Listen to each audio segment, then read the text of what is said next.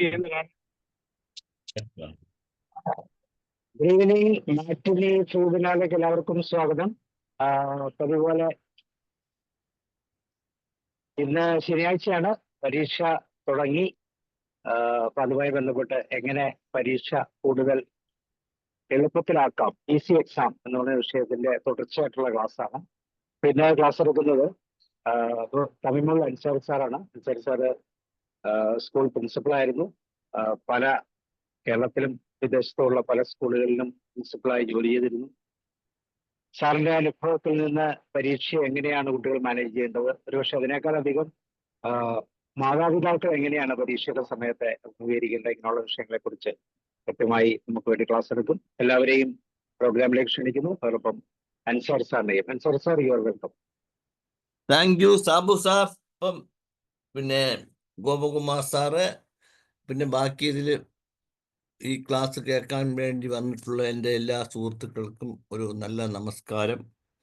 ഇന്നത്തെ വിഷയം അന്ന് പിന്നെ പരീക്ഷയെക്കുറിച്ച് എടുത്തിരുന്നു. അപ്പോൾ എനിക്കൊരു സംശയം ഇന്നത്തെ അത് നിങ്ങൾ പറയുക, അതനുസരിച്ച് എടുക്കാം. അതായത് ഈ ക്ലാസ് നിങ്ങൾ കുട്ടികളെ ഉദ്ദേശിച്ചാണോ അതോ രക്ഷകർത്താക്കളെ ഉദ്ദേശിച്ചാണോ എന്നുള്ളതാണ് ആദ്യം എനിക്ക് അറിയേണ്ടത്.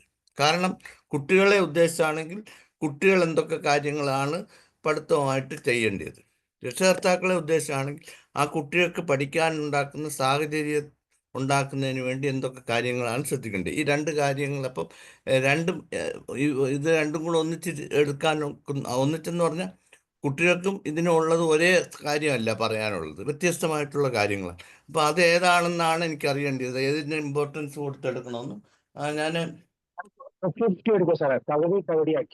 എന്തോ ഓക്കെ. അപ്പോൾ രണ്ടുപേരുടെയും കാര്യം പറയണം, ഇല്ലയോ? അതായത് രക്ഷകർത്താവിന്റെ പണി എന്ത്, കുട്ടിയുടെ പണി എന്തെന്ന് പറയണം, ഇത്രയല്ലേ ഉള്ളൂ? ഓക്കെ, ഞാൻ പറഞ്ഞോളാം. അപ്പം ഞാൻ ഇതും കൂടെ ഒരു പിന്നെ അഥവാ പോയാലും കയറണമല്ല, അതുകൊണ്ട് ഞാൻ പിന്നെ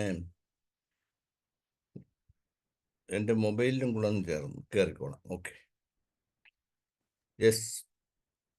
പ്രിയമുള്ളവരെ, മീൻസ് അപ്പോൾ നമ്മൾ ഇപ്പോൾ എക്സാമിനേഷൻ്റെ കാര്യമാണ്. പല ക്ലാസ്സുകളിലും എക്സാമിനേഷനൊക്കെ തുടങ്ങിക്കഴിഞ്ഞു. നമ്മുടെ കാലത്തൊന്നും ചൊവ്വേ നേരെ ഈ എക്സാമിനേഷനെ കുറിച്ചൊന്നും ആരും പറഞ്ഞു തരാനൊന്നും ഇല്ലായിരുന്നു. അപ്പം എനിക്ക് പഠിക്കുമ്പോഴും പല കാര്യങ്ങളിലും ഇപ്പോൾ എനിക്ക് ഭയങ്കര സങ്കടമാണ്. എനിക്ക് ഇങ്ങനെ ഇത്തിരിയൊക്കെ പറഞ്ഞു തരാമെങ്കിൽ ഞാൻ ഇത്തിരി കൂടെയൊക്കെ പഠിക്കുമായിരുന്നു എന്നൊക്കെ വിചാരിച്ചു. പഠിക്കുമായിരുന്നു, ഉറപ്പ് തന്നെ. പക്ഷെ നമുക്കതിനുള്ള സാഹചര്യം എന്ന് പറഞ്ഞാൽ പറഞ്ഞു തരാനോ അത് ശ്രദ്ധിക്കാനോ ഉള്ള ആളില്ല.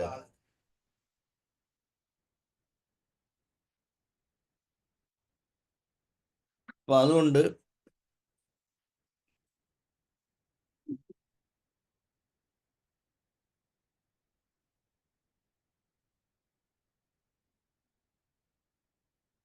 ഓക്കെ. അപ്പൊ ഇപ്പോഴത്തെ കുട്ടികളെ സംബന്ധിച്ചിടത്തോളം സ്കൂളിലായാലും സാർമാരായാലും പിന്നെ പുറത്തായാലും എല്ലായിടത്തും ഇഷ്ടം പോലെ ഇതിനെക്കുറിച്ച് ഇൻഫർമേഷൻ ഉണ്ട്. അപ്പം ആദ്യമായിട്ട് നമ്മൾ ഒരു എക്സാമിനേഷൻ ടൈം ആവുമ്പം ആണ് അതിൻ്റെ യഥാർത്ഥ ചൂട് കിട്ടുന്നത്. ശരിക്കും അത് പോരാ. സ്കൂൾ തുടങ്ങുമ്പോൾ തൊട്ട് തന്നെ റെഗുലറായിട്ട് കുറച്ചെങ്കിലും പഠിച്ചുകൊണ്ടിരിക്കുന്ന കുട്ടികളാണ് നല്ലതുപോലെ നല്ല മാർക്ക് വാങ്ങിച്ച് ജയിച്ചു പോകുന്നത്. അതായത് slow and steady wins the race എന്ന് പറയുന്നത് പോലെ അങ്ങനെയുള്ള കുട്ടികളിലാണ് നമുക്ക് അത് നല്ല കുട്ടികളിൽ മിക്കവാറുമുള്ള ഈ രക്ഷകർത്താക്കൾ അച്ഛനും അമ്മയും ടീച്ചേഴ്സ് ആണെങ്കിൽ മിക്കവാറുമുള്ള കേസിൽ എന്ത് ചെയ്യുന്നറിയാം, അധികം മിടുക്കരല്ലാത്ത മക്കളാണെങ്കിൽ പോലും സ്ഥിരമായിട്ട് അവർക്ക് ഇത്തിരി ഗൈഡ് ചെയ്യുന്നത് കൊണ്ട് ആ കുട്ടികളൊക്കെ പഠിച്ച് നല്ല നിലയിൽ പോയിട്ടുണ്ട്. അതായത് നല്ല നിലയിൽ അങ്ങ് പോകണമെന്നുണ്ടെങ്കിൽ അതിബുദ്ധിമാനൊന്നും ആവേണ്ട കാര്യമില്ല. ഒരു എബവ് ആവറേജോ ജസ്റ്റ് എബവ് ആവറേജോ ഒക്കെ ഉള്ള കുട്ടികൾക്ക് നല്ല പിന്നെ IAS കാരെ പോലെ തന്നെ വയ്ക്കാം. കാരണം റെഗുലർ ആയിട്ടുള്ള വർക്ക്. ഇതെങ്ങനെയെന്ന് പറഞ്ഞാൽ ഇപ്പം മിക്കവാറുമുള്ള കുട്ടികൾ പരീക്ഷ എടുക്കുമ്പോൾ ഞാനൊക്കെ ആവുമ്പം പരീക്ഷയ്ക്ക് വേണ്ടി പഠിക്കാൻ വേണ്ടി അവധി തരുമല്ലോ, സ്റ്റഡി ലീവ് തരുന്ന 5-6 ദിവസമാണ് പഠിച്ചുകൊണ്ടിരുന്നത്. ഡിഗ്രിക്കായാലും അങ്ങനെ അതുവരെ ഉഴപ്പി ഒരു വക തുറന്ന് നോക്കുകയോ ഒന്നും ചെയ്യാതിരുന്ന. അപ്പോൾ ഇപ്പോഴത്തെ സാഹചര്യം അതല്ല. ഇപ്പോൾ അത് മാത്രമല്ല, ഇപ്പോൾ CBSE സ്കൂളിലൊക്കെ ആണെങ്കിൽ റെഗുലർ 6 മാസത്തിൽ ഇടയ്ക്ക് 3 മാസത്തേക്ക് അങ്ങ് പരീക്ഷയുടെ ബഹളമാണ്. അപ്പോൾ പരീക്ഷയുടെ ബഹളമായതുകൊണ്ട് തന്നെ ആ പരീക്ഷയെക്കുറിച്ചുള്ള പേടിയും ഭയവും ഒക്കെ മാറിയിട്ടുണ്ട് ഒരു പരിധി വരെ. അതുപോലെ ഒത്തിരി പരീക്ഷ എഴുതുമ്പം ടൈം അഡ്ജസ്റ്റ് ചെയ്യുന്നതിനെ കുറിച്ചുള്ള ഒരു ഐഡിയ കിട്ടും. അങ്ങനെ പല പല ഗുണങ്ങളുണ്ട് ഇപ്പോഴത്തെ സിസ്റ്റം. കാരണം പണ്ടത്തെ സിസ്റ്റം അല്ല. അപ്പോൾ ഈ പഠിപ്പിക്കുന്ന സാറന്മാർ പഴയ സാറന്മാരാണെങ്കിൽ അവർ പണ്ടത്തെ സ്റ്റൈലിലാണ് പഠിപ്പിക്കുന്നത്. അതൊക്കെ കുട്ടികളുടെ പഠിത്തത്തിനെ ബാധിക്കുന്നുമുണ്ട്. അപ്പോൾ അവർ ട്രെയിനിങ്ങിന് പോകാൻ പറഞ്ഞാൽ പോവില്ല. അതേസമയം പുതിയ ആളുകളാണെങ്കിൽ അവർക്ക് ലേറ്റസ്റ്റ് ആയിട്ടുള്ള പുസ്തകങ്ങൾ, കാരണം പണ്ടത്തെ കാണാപ്പാടവും പിന്നെ മോറൽ സ്റ്റോറീസും അങ്ങനെയൊക്കെ ഉള്ളായിരുന്നു. ഇപ്പോഴത്തെ അങ്ങനെയല്ലല്ലോ. ഇപ്പോൾ എല്ലാം ഒന്നാമത് സയൻറ്റിഫിക് ബേസിലാണ്, പിന്നെ ചെറിയ ചെറിയ ക്രിയേറ്റിവിറ്റിയും ഒക്കെ ഉള്ളതാണ്. അപ്പോൾ അതനുസരിച്ചുള്ള എഡ്യൂക്കേഷനാണ് ഇപ്പോൾ കൊടുക്കേണ്ടത്. അപ്പോൾ അങ്ങനെയുള്ള കാര്യങ്ങളാണ്. അപ്പോൾ ഇവിടെ നമ്മൾ ഒരു കാര്യത്തിന് പോകുമ്പം ഏറ്റവും പ്രധാനപ്പെട്ട ഒരു കാര്യമെന്ന് പറയുന്നത് നമ്മളെക്കുറിച്ചുള്ള ഒരു അവയർനെസ് ആണ്. എന്താണ് നമ്മളെക്കുറിച്ചുള്ള അവയർനെസ്?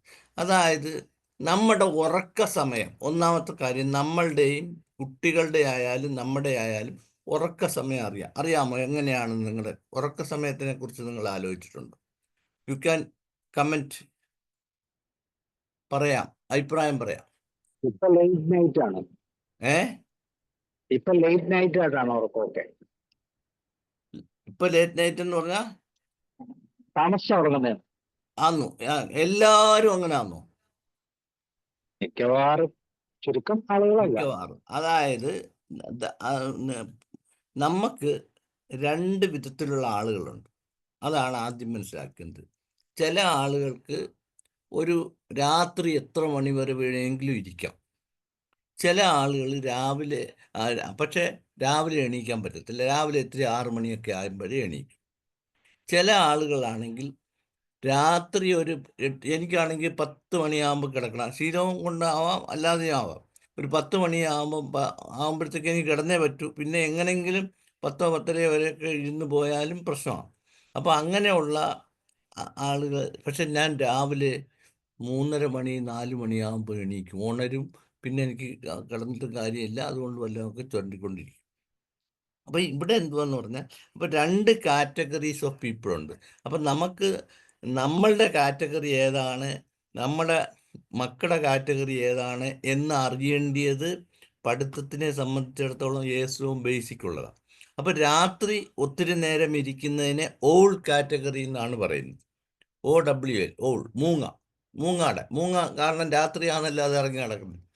അത് നേരം വെളുക്കുന്നതിന് മുമ്പ് കൂട്ടിക്കയറി കളയും, പിന്നെ വെളിയിൽ കാണത്തില്ല. അതാണത്. രണ്ടാമത്തത് ലാർക്ക് കാറ്റഗറിയാണ്. ലാർക്ക് കാറ്റഗറി എന്ന് പറഞ്ഞാൽ അത് വെളുപ്പാങ്കാലം എണീക്കും. ലാർക്ക് എന്ന് പറയുന്നത് നമ്മളൊക്കെ ഇതിൽ പഠിച്ചിട്ടുള്ള ഇംഗ്ലണ്ടിലുള്ള ഒരു പക്ഷിയുടെ ഇതാണ്. അപ്പം ആ ലാർക്ക് കാറ്റഗറിക്കാർക്ക് രാവിലെ എണീക്കാം. അപ്പം നമ്മളുടെ പഠിത്തം അതുമായിട്ട് അപ്ഡേഷൻ. ഒരു കുടുംബത്തിൽ ഏറ്റവും പ്രധാനപ്പെട്ട, ഇപ്പം നമ്മുടെ അമ്മമാരൊക്കെ പണ്ടൊക്കെ രാവിലെ എണീറ്റ് പഠിച്ചാൽ എന്താണെന്ന് പറഞ്ഞാൽ അവർ രാവിലെ എണീക്കുന്ന ശീലമുള്ളതുകൊണ്ട് മക്കളെ വിളിക്കും. അതുങ്ങളെ വിളിച്ചുകൊണ്ട് വന്നാലും അതുങ്ങൾ തൂങ്ങി ഇരിക്കുമെന്നല്ലാതെ പഠിത്തമൊന്നും നടക്കത്തില്ല. അതേസമയം അതുങ്ങളെ രാത്രി ആകുമ്പോഴത്തേക്ക് നിനക്കിനി കിടന്നാലെന്താ എന്നും പറഞ്ഞിട്ട് വയ്ക്കും. അപ്പോൾ ആദ്യമായിട്ട് നമ്മൾ ഏത് വിഭാഗത്തിൽപ്പെടുന്നു അതനുസരിച്ച് വേണം നമ്മുടെ പഠിത്തം ക്രമീകരിക്കാൻ.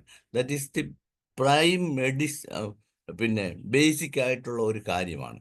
അപ്പോൾ സെൽഫ് അവെയർനെസ് ആണ് എൻ്റെ ഉറക്ക സമയം എങ്ങനെയാണ്. അപ്പോൾ അതനുസരിച്ച് വേണം നമ്മുടെ പഠിത്തം ക്രമീകരിക്കാൻ. അപ്പോൾ അതിന് നമ്മൾ ഫിക്സ് ചെയ്യണം. ഓക്കെ, ഞാൻ എന്നും ഒരു 10 മണിക്ക് കിടക്കും എന്നുള്ളതാണെങ്കിൽ അങ്ങനെ ആകുമ്പോൾ അപ്പോൾ 10 മണി വരെയുള്ള പഠിത്തമേ നടക്കൂ. പിന്നെ 10 മണിക്ക് കിടന്നാൽ ഞാൻ രാവിലെ 4:30 മണിക്ക് എണീക്കും എന്നുണ്ടെങ്കിൽ 4:30 മണി തൊട്ടുള്ള ടൈം ടേബിൾ. അപ്പോൾ അതനുസരിച്ച് ടൈം ടേബിൾ ചെയ്യും. ഇത് മാതാപിതാക്കൾ അറിയാതെ അവരെണീക്കുന്നതിനനുസരിച്ച് പ്രശ്നം ഉണ്ടാക്കുന്നത്. ഇപ്പോൾ തന്നെ ഭാര്യ ഓൾ കാറ്റഗറിയും ഭർത്താവ് ലാർക്ക് കാറ്റഗറിയും ഒക്കെ ആണെങ്കിൽ കുടുംബകലവും ഉടക്കുക. പിന്നെ അതായത് കിടക്കാൻ പറ്റുന്ന ഭാര്യ വരുമ്പോഴത്തേക്ക് അയാൾ ഉറങ്ങും, അയാൾ എണീക്കുമ്പോഴത്തേക്ക് ഭാര്യ ഉറങ്ങും. ഇങ്ങനെയൊക്കെ സംഭവിക്കും കേട്ടോ. ഗോകുമാർ സാറേ, അപ്പോൾ ഇങ്ങനെയൊക്കെ സംഭവിക്കാൻ സാധ്യതയുണ്ട്. അതുകൊണ്ട് ഏത് കാറ്റഗറി ആണെന്ന് നിങ്ങൾ മനസ്സിലാക്കണം. മനസ്സിലാക്കിയിട്ട് അതനുസരിച്ച് മാത്രമേ നിങ്ങളുടെ പഠിത്തം അല്ലാതെ നിങ്ങൾ കുട്ടികളെ പഠിക്കുന്ന കാര്യത്തിലായാലും എന്തെങ്കിലും അഭിപ്രായം പറയാവൂ. അല്ലാതെ അവരുടെ ആ അതിൻ്റെ സ്ലീപ്പിംഗ് ടൈമിൻ്റെ ഷെഡ്യൂളിനെ മാറ്റാനുള്ള ശ്രമം നടത്തരുത്. അതാണ് ഒന്നാമതായിട്ട് കാര്യം. അതാണ് self awareness about your sleeping time. Okay. അടുത്തത് ഫിക്സ് എ സ്റ്റഡി ടൈം കഴിഞ്ഞു കഴിഞ്ഞാൽ prepare a time table for on the weak and strong areas. അതായത് നമ്മളൊരു ടൈം ടേബിൾ ഫിക്സ് ചെയ്യണം. കാരണം നമുക്കൊരു ഗോളുണ്ട്. ഇത്രാം തീയതി ആ ഗോൾ അനുസരിച്ച് എനിക്ക് ഫസ്റ്റ് ക്ലാസ് വാങ്ങിക്കണം, അല്ലെങ്കിൽ ഞാൻ അഡ്മിഷൻ വാങ്ങിക്കണം. അപ്പോൾ അതനുസരിച്ച് ആ ഗോളിൻ്റെ ഇതെന്ന് പറഞ്ഞാൽ നമ്മുടെ പരീക്ഷയാണ്. അപ്പോൾ പരീക്ഷ 10-ാം തീയതിയാണ്, അല്ലെങ്കിൽ 20-ാം തീയതി ആണെങ്കിൽ 20-ാം തീയതിക്ക് നമുക്ക് ഫിനിഷ് ചെയ്യത്തക്ക രീതിയിലുള്ള അതാണ് നമ്മുടെ ഗോൾ, മെയിൻ ഗോൾ. അപ്പോൾ അതിനകം ആ പഠിക്കാനുള്ളതെല്ലാം പഠിക്കുക എന്നുള്ളതാണ് നമ്മുടെ ഗോൾ. ആ ഗോൾ അനുസരിച്ച് you have to prepare a time table. അതിലെന്ത് വേണം? You should know focusing on the weak and strong areas ഏതൊക്കെയാണ്. അപ്പോൾ അവിടെ നിങ്ങൾ കുറച്ച് നിങ്ങളുടെ മൾട്ടിപ്പിൾ ഇൻ്റലിജൻസിനെ കുറിച്ച് പഠിക്കണം. അത് മൾട്ടിപ്പിൾ ഇൻ്റലിജൻസ് ഇപ്പോൾ ഇതൊക്കെ ഞാൻ ക്ലാസ്സിൽ ഓഫ്ലൈനിൽ എടുക്കുവാണെങ്കിൽ അതിൻ്റെ ഒക്കെ കാണിക്കും. കുറേ കാര്യം ലെഫ്റ്റ് ബ്രെയിൻ ആണെന്നോ റൈറ്റ് ബ്രെയിൻ ആണെന്നോ ഒക്കെ പറഞ്ഞിട്ട് കാണിക്കും. അപ്പം നമ്മൾ മനസ്സിലാക്കേണ്ട ഒരു കാര്യം, മൾട്ടിപ്പിൾ ഇൻ്റലിജൻസിൻ്റെ തിയറി അനുസരിച്ച് 8-9 എണ്ണം ഉണ്ട്. അപ്പോൾ ഈ ഇതിൽ ഏതൊക്കെയാണ് അതായത് നിങ്ങളുടെ ലെഫ്റ്റ് ബ്രെയിൻ ആണോ റൈറ്റ് ബ്രെയിൻ ആണോ ആക്റ്റീവ്, അതായത് നിങ്ങൾക്ക് ലിംഗ്വിസ്റ്റിക് ആണോ, നിങ്ങൾക്ക് പിന്നെ ഭാഷയും മറ്റു കാര്യങ്ങളും ഒക്കെ കൈകാര്യം ചെയ്യാൻ ഈസിയാണ്, കണക്കും ഫിസിക്സ് അങ്ങനെയൊക്കെ ഉള്ള വിഷയങ്ങളാണ് നിങ്ങൾക്ക് താല്പര്യം, മറ്റേതിൽ താല്പര്യം കുറവാണ്. അപ്പം അതനുസരിച്ച് അത് നിങ്ങൾ മനസ്സിലാക്കിയിരിക്കണം. ഏത് വിഷയമാണ് എനിക്ക് ഈസി, ഏത് വിഷയമാണ് എനിക്ക് ഡിഫിക്കൽട്ട് എന്നുള്ളത് അറിഞ്ഞിരിക്കണം. അതറിഞ്ഞിട്ട് നമ്മൾ അതനുസരിച്ച് ഒരു ടൈം ടേബിൾ ഫിക്സ് ചെയ്യണം. അങ്ങനെ ഫിക്സ് ചെയ്താൽ, കാരണം നമുക്ക് പ്രയാസമുള്ള കാര്യം അതിന് കൂടുതൽ സമയം എടുക്കണം, കുറച്ച് പിന്നെ പ്രയാസമില്ലാത്ത വിഷയത്തിന് കുറച്ച് സമയം അലോട്ട് ചെയ്യുക. അപ്പം ടൈം ടേബിൾ അലോട്ട് ചെയ്യുമ്പോൾ നമ്മുടെ വീക്ക് ഏതാണ്, സ്ട്രോങ് വിഷയങ്ങൾ ഏതാണ്, വീക്ക് വിഷയം ഏതാണെന്നുള്ളത് കണ്ടുപിടിച്ചിട്ട് അതനുസരിച്ച് വേണം ഒരു ടൈം ടേബിൾ ഫിക്സ് ചെയ്യാൻ. അപ്പോൾ അതാണ്. അടുത്തത് encourage active learning when studying. അപ്പം നമ്മൾ പഠിക്കുന്ന സമയത്ത് നമ്മൾ വളരെ ആക്റ്റീവായിട്ട് വളരെ ശ്രദ്ധിച്ച് പഠിക്കുമ്പം അതിനോടൊപ്പം തന്നെ ചെറിയ നോട്ടുകളൊക്കെ എഴുതി വെക്കണം. കാരണം എന്തുവെന്ന് പറഞ്ഞാൽ നമുക്ക് റിക്കളക്റ്റ് ചെയ്യാൻ വേണ്ടിയിട്ട്, എന്നിട്ട് ആ പോയിന്റ് വെച്ചിട്ട് നമ്മൾ ചിന്തിക്കുക, അതിൻ്റെ ഉത്തരം നോക്കണം, ഇന്ന ഒരു പോയിന്റ് ഉണ്ട്, അതെന്തുവാ എന്നുള്ളത് നോക്കാൻ വേണ്ടി പരീക്ഷയ്ക്ക് തൊട്ട് മുമ്പേ ഒന്ന് നോക്കുന്നതിന് വേണ്ടി സഹായിക്കും. അപ്പം whenever you are studying something you have to make notes. ചെറിയ ചെറിയ നോട്ടുകൾ, പോയിന്റുകൾ, പേരുകൾ മാത്രം, അല്ലാതെ വാരി വലിച്ചൊന്നും എഴുതരുത്, വാക്കുകൾ മാത്രം. കാരണം ആ വാക്കുകൾ വരുമ്പോൾ നമുക്ക് ഓർമ്മിക്കാൻ പറ്റും. ഇപ്പം ഞാനിവിടെ ക്ലാസ് എടുക്കുന്നതിന് വേണ്ടി ചില പോയിന്റുകൾ എഴുതി വെച്ചിട്ടുണ്ട്, അല്ലാതെ ഇതൊന്നും എക്സ്പ്ലെയിൻ ചെയ്തിട്ടില്ല. അപ്പോൾ ആ പോയിന്റ് വെച്ചിട്ട് നമുക്ക് എഴുതത്തക്ക രീതിയിലുള്ള പോയിന്റുകൾ ചെയ്യണം. അതിൽ കൺസെപ്റ്റ് ആണെങ്കിൽ, നോട്ടാണെങ്കിൽ, ശ്രദ്ധിക്കേണ്ട കാര്യങ്ങളാണ്, തിയറി ആണെങ്കിൽ, ഫോർമുല ആണെങ്കിൽ, അങ്ങനെയൊക്കെ ഉള്ളതിനെക്കുറിച്ച് വായിക്കുമ്പോൾ തന്നെ നോട്ട് എഴുതുന്നു. അടുത്തത് വേറൊരു കാര്യം എന്ന് പറഞ്ഞാൽ നമ്മൾ പഠിക്കുന്നതിന് മുമ്പ് തന്നെ പഠിക്കാൻ വേണ്ടി പോകുമ്പം നമ്മൾ ഓർഗനൈസ് ചെയ്തിരിക്കണം. ഇപ്പം ഞാനിപ്പം പിന്നെ 7 മണിക്ക് ഉറക്കണമെങ്കിൽ 7 മണിക്ക് മുമ്പ് കൊണ്ടുവന്നിട്ട് ലാപ്ടോപ്പ് കണക്ട് ചെയ്തു, ലാപ്ടോപ്പ് റെഡിയാക്കി വെച്ചു. അത് കഴിഞ്ഞിട്ട് പിന്നെ അതിൻ്റെ ഒന്ന് ഓപ്പൺ ചെയ്ത് നോക്കി, അതിന് ബാറ്ററിക്ക് ചാർജ് ഉണ്ടോ, അതുണ്ടോ ഇതുണ്ടോ എന്ന് നോക്കി. അതുപോലെ ഞാൻ പറയേണ്ട വിഷയത്തിനെ കുറിച്ച് ഉള്ള പോയിന്റ് കുറിച്ച് വെച്ച ബുക്ക് ഇവിടെ ഉണ്ടോ അത് നോക്കി. ഇങ്ങനെ പല കാര്യങ്ങൾ, വേറെ എന്തെങ്കിലും വേണമെങ്കിൽ അഡീഷണലായിട്ടൊരു പിന്നെ മൊബൈൽ വേണം, അത് ചാർജ് ചെയ്തിട്ടുണ്ടോ, ഇതൊക്കെ നോക്കിയിട്ട് കറക്റ്റായിട്ട്. അപ്പോൾ അതാണ് ഓർഗനൈസ് ചെയ്ത്, എന്തൊക്കെ കാര്യങ്ങളാണോ നമ്മൾ പഠിക്കാനുള്ളത് ആ പഠിക്കാനൊക്കുന്നതിന് ആവശ്യമുള്ള മെറ്റീരിയൽസ് ഒക്കെ റെഡിയാക്കിക്കോണം. അല്ലാതെ ഇവിടെ വന്നിട്ട് ഇരിക്കാൻ പറ്റുമ്പോൾ അയ്യോ പേന എടുത്തില്ല, അങ്ങോട്ട് പോവുക, അത് കഴിഞ്ഞിട്ട് വെള്ളം കുടിക്കാൻ പോവുക. അപ്പോൾ ഇതൊക്കെ നേരത്തെ ചെയ്യണം.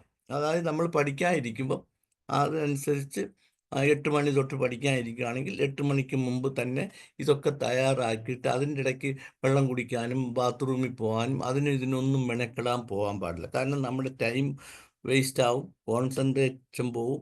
അതുകൊണ്ട് അത് പാടില്ല. സോ അതാണ് stay organised with text book, note, syllabus എല്ലാം. എന്ത് വേണമെങ്കിലും അവിടെ തന്നെ ഉണ്ടാവണം. അത് കഴിഞ്ഞിട്ട് പിന്നെ ഒരെന്ന് പറഞ്ഞാൽ seek help from peers or from the teachers ആരെങ്കിലും. നമ്മൾ പഠിക്കുമ്പം ഉണ്ടാവുന്ന സംശയങ്ങൾ നോട്ട് ചെയ്ത് വെച്ചിട്ട് ഒന്നിൽ നമ്മുടെ കൂടെ പഠിക്കുന്ന അവരുമായിട്ട് ഡിസ്കസ് ചെയ്യുക. അതുപോലെ ഡിസ്കസ് ചെയ്യുകയും അറിഞ്ഞുകൂടാത്ത വേറൊരാൾക്ക് അറിഞ്ഞുകൂടാ എങ്കിൽ നമ്മൾ പറഞ്ഞു കൊടുക്കണം. പറഞ്ഞു കൊടുക്കണമെങ്കിൽ നമുക്ക് നല്ല തറോ നോളജ് ഉണ്ടായിരിക്കണം. അപ്പം പറഞ്ഞു കൊടുക്കുന്നത് ശരിക്കും നമുക്ക് ഹെൽപ്ഫുള്ളാണ്. നമ്മൾ നല്ലതുപോലെ പഠിക്കുകയാണ് ആ വിഷയം. അതുകൊണ്ട് അതിന് മടി കാണിക്കരുത്. അല്ലാതെ അവന് കൂടുതൽ മാർക്ക് കിട്ടിപ്പോവും എന്നും പറഞ്ഞിട്ട് പറഞ്ഞു കൊടുക്കാതൊന്നും ഇരിക്കരുത്. പറഞ്ഞു കൊടുക്കണം. പരീക്ഷ ഹാളിൽ പറഞ്ഞു കൊടുക്കരുത്, ഇവിടെ പറഞ്ഞു കൊടുക്കാം. അപ്പോൾ അങ്ങനെ പറഞ്ഞു കൊടുക്കുകയോ പഠിപ്പിക്കുകയോ ഒക്കെ ചെയ്യണം. അങ്ങനെ ചെയ്യുകയാണെങ്കിൽ, അതുപോലെ ഹെൽപ്പ് വേണമെങ്കിൽ, അതുപോലെ ഇന്ന പോർഷൻ എനിക്ക് മനസ്സിലാവുന്നില്ല, അതിന് ട്യൂഷൻ വേണമെങ്കിൽ ട്യൂഷൻ വേണം, അല്ലെങ്കിൽ ഏതെങ്കിലും ടീച്ചറിൻ്റെ അടുത്ത് ചോദിക്കാമെങ്കിൽ, അല്ലെങ്കിൽ വീട്ടിൽ തന്നെ എഡ്യൂക്കേറ്റഡ് ആയിട്ടുള്ള ആളുകളുണ്ടെങ്കിൽ അവരുടെ അടുത്ത് ചോദിക്കാം. അങ്ങനെ whenever you require help you have to do it. അത് അങ്ങനെ. അടുത്ത ഒരു കാര്യമെന്ന് പറഞ്ഞത്, നിങ്ങൾ പ്രീവിയസ് ഇയേഴ്സ് ക്വസ്റ്റ്യൻ പേപ്പർ, നമുക്കറിയാം പിന്നെ ഇതിൻ്റെ സിലബസ് ഇറങ്ങിക്കഴിഞ്ഞാൽ, അല്ലെങ്കിൽ ഒരു പുസ്തകം വന്നു കഴിഞ്ഞാൽ 4-5 വർഷം കഴിഞ്ഞിട്ടേ അത് മാറത്തുള്ളൂ.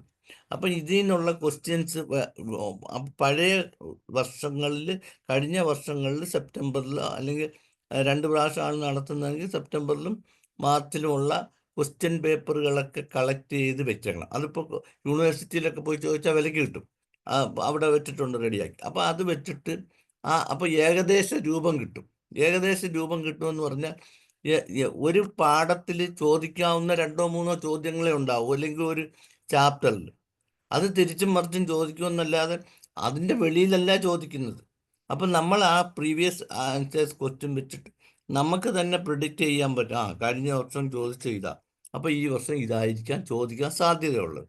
എന്തായാലും കൊള്ളാം, ആ ക്വസ്റ്റ്യൻ പേപ്പർ വെച്ചിട്ട് അതെല്ലാം ഒന്ന് റിവൈസ് ചെയ്ത് അത് നോക്കണം. അതെനിക്ക് എഴുതാൻ പറ്റുമോ എഴുതാൻ പറ്റത്തില്ലയോ എന്നുള്ള ആ പഴയ ക്വസ്റ്റ്യൻസ് നോക്കിയിട്ട് ഒന്ന് പ്രിപ്പയർ ചെയ്യണം. അപ്പം നമ്മൾ വായിച്ചിട്ടുണ്ട്, പഠിച്ചിട്ടുണ്ട്, അപ്പോൾ അത് മനസ്സിലായോ എന്ന് നോക്കുക. അത് കഴിഞ്ഞിട്ട് അപ്പോൾ പ്രീവിയസ് ക്വസ്റ്റ്യൻ പേപ്പർ എന്നിട്ട് ആ പ്രീവിയസ് ക്വസ്റ്റ്യൻ പേപ്പർ ഒന്ന് എഴുതി നോക്കണം.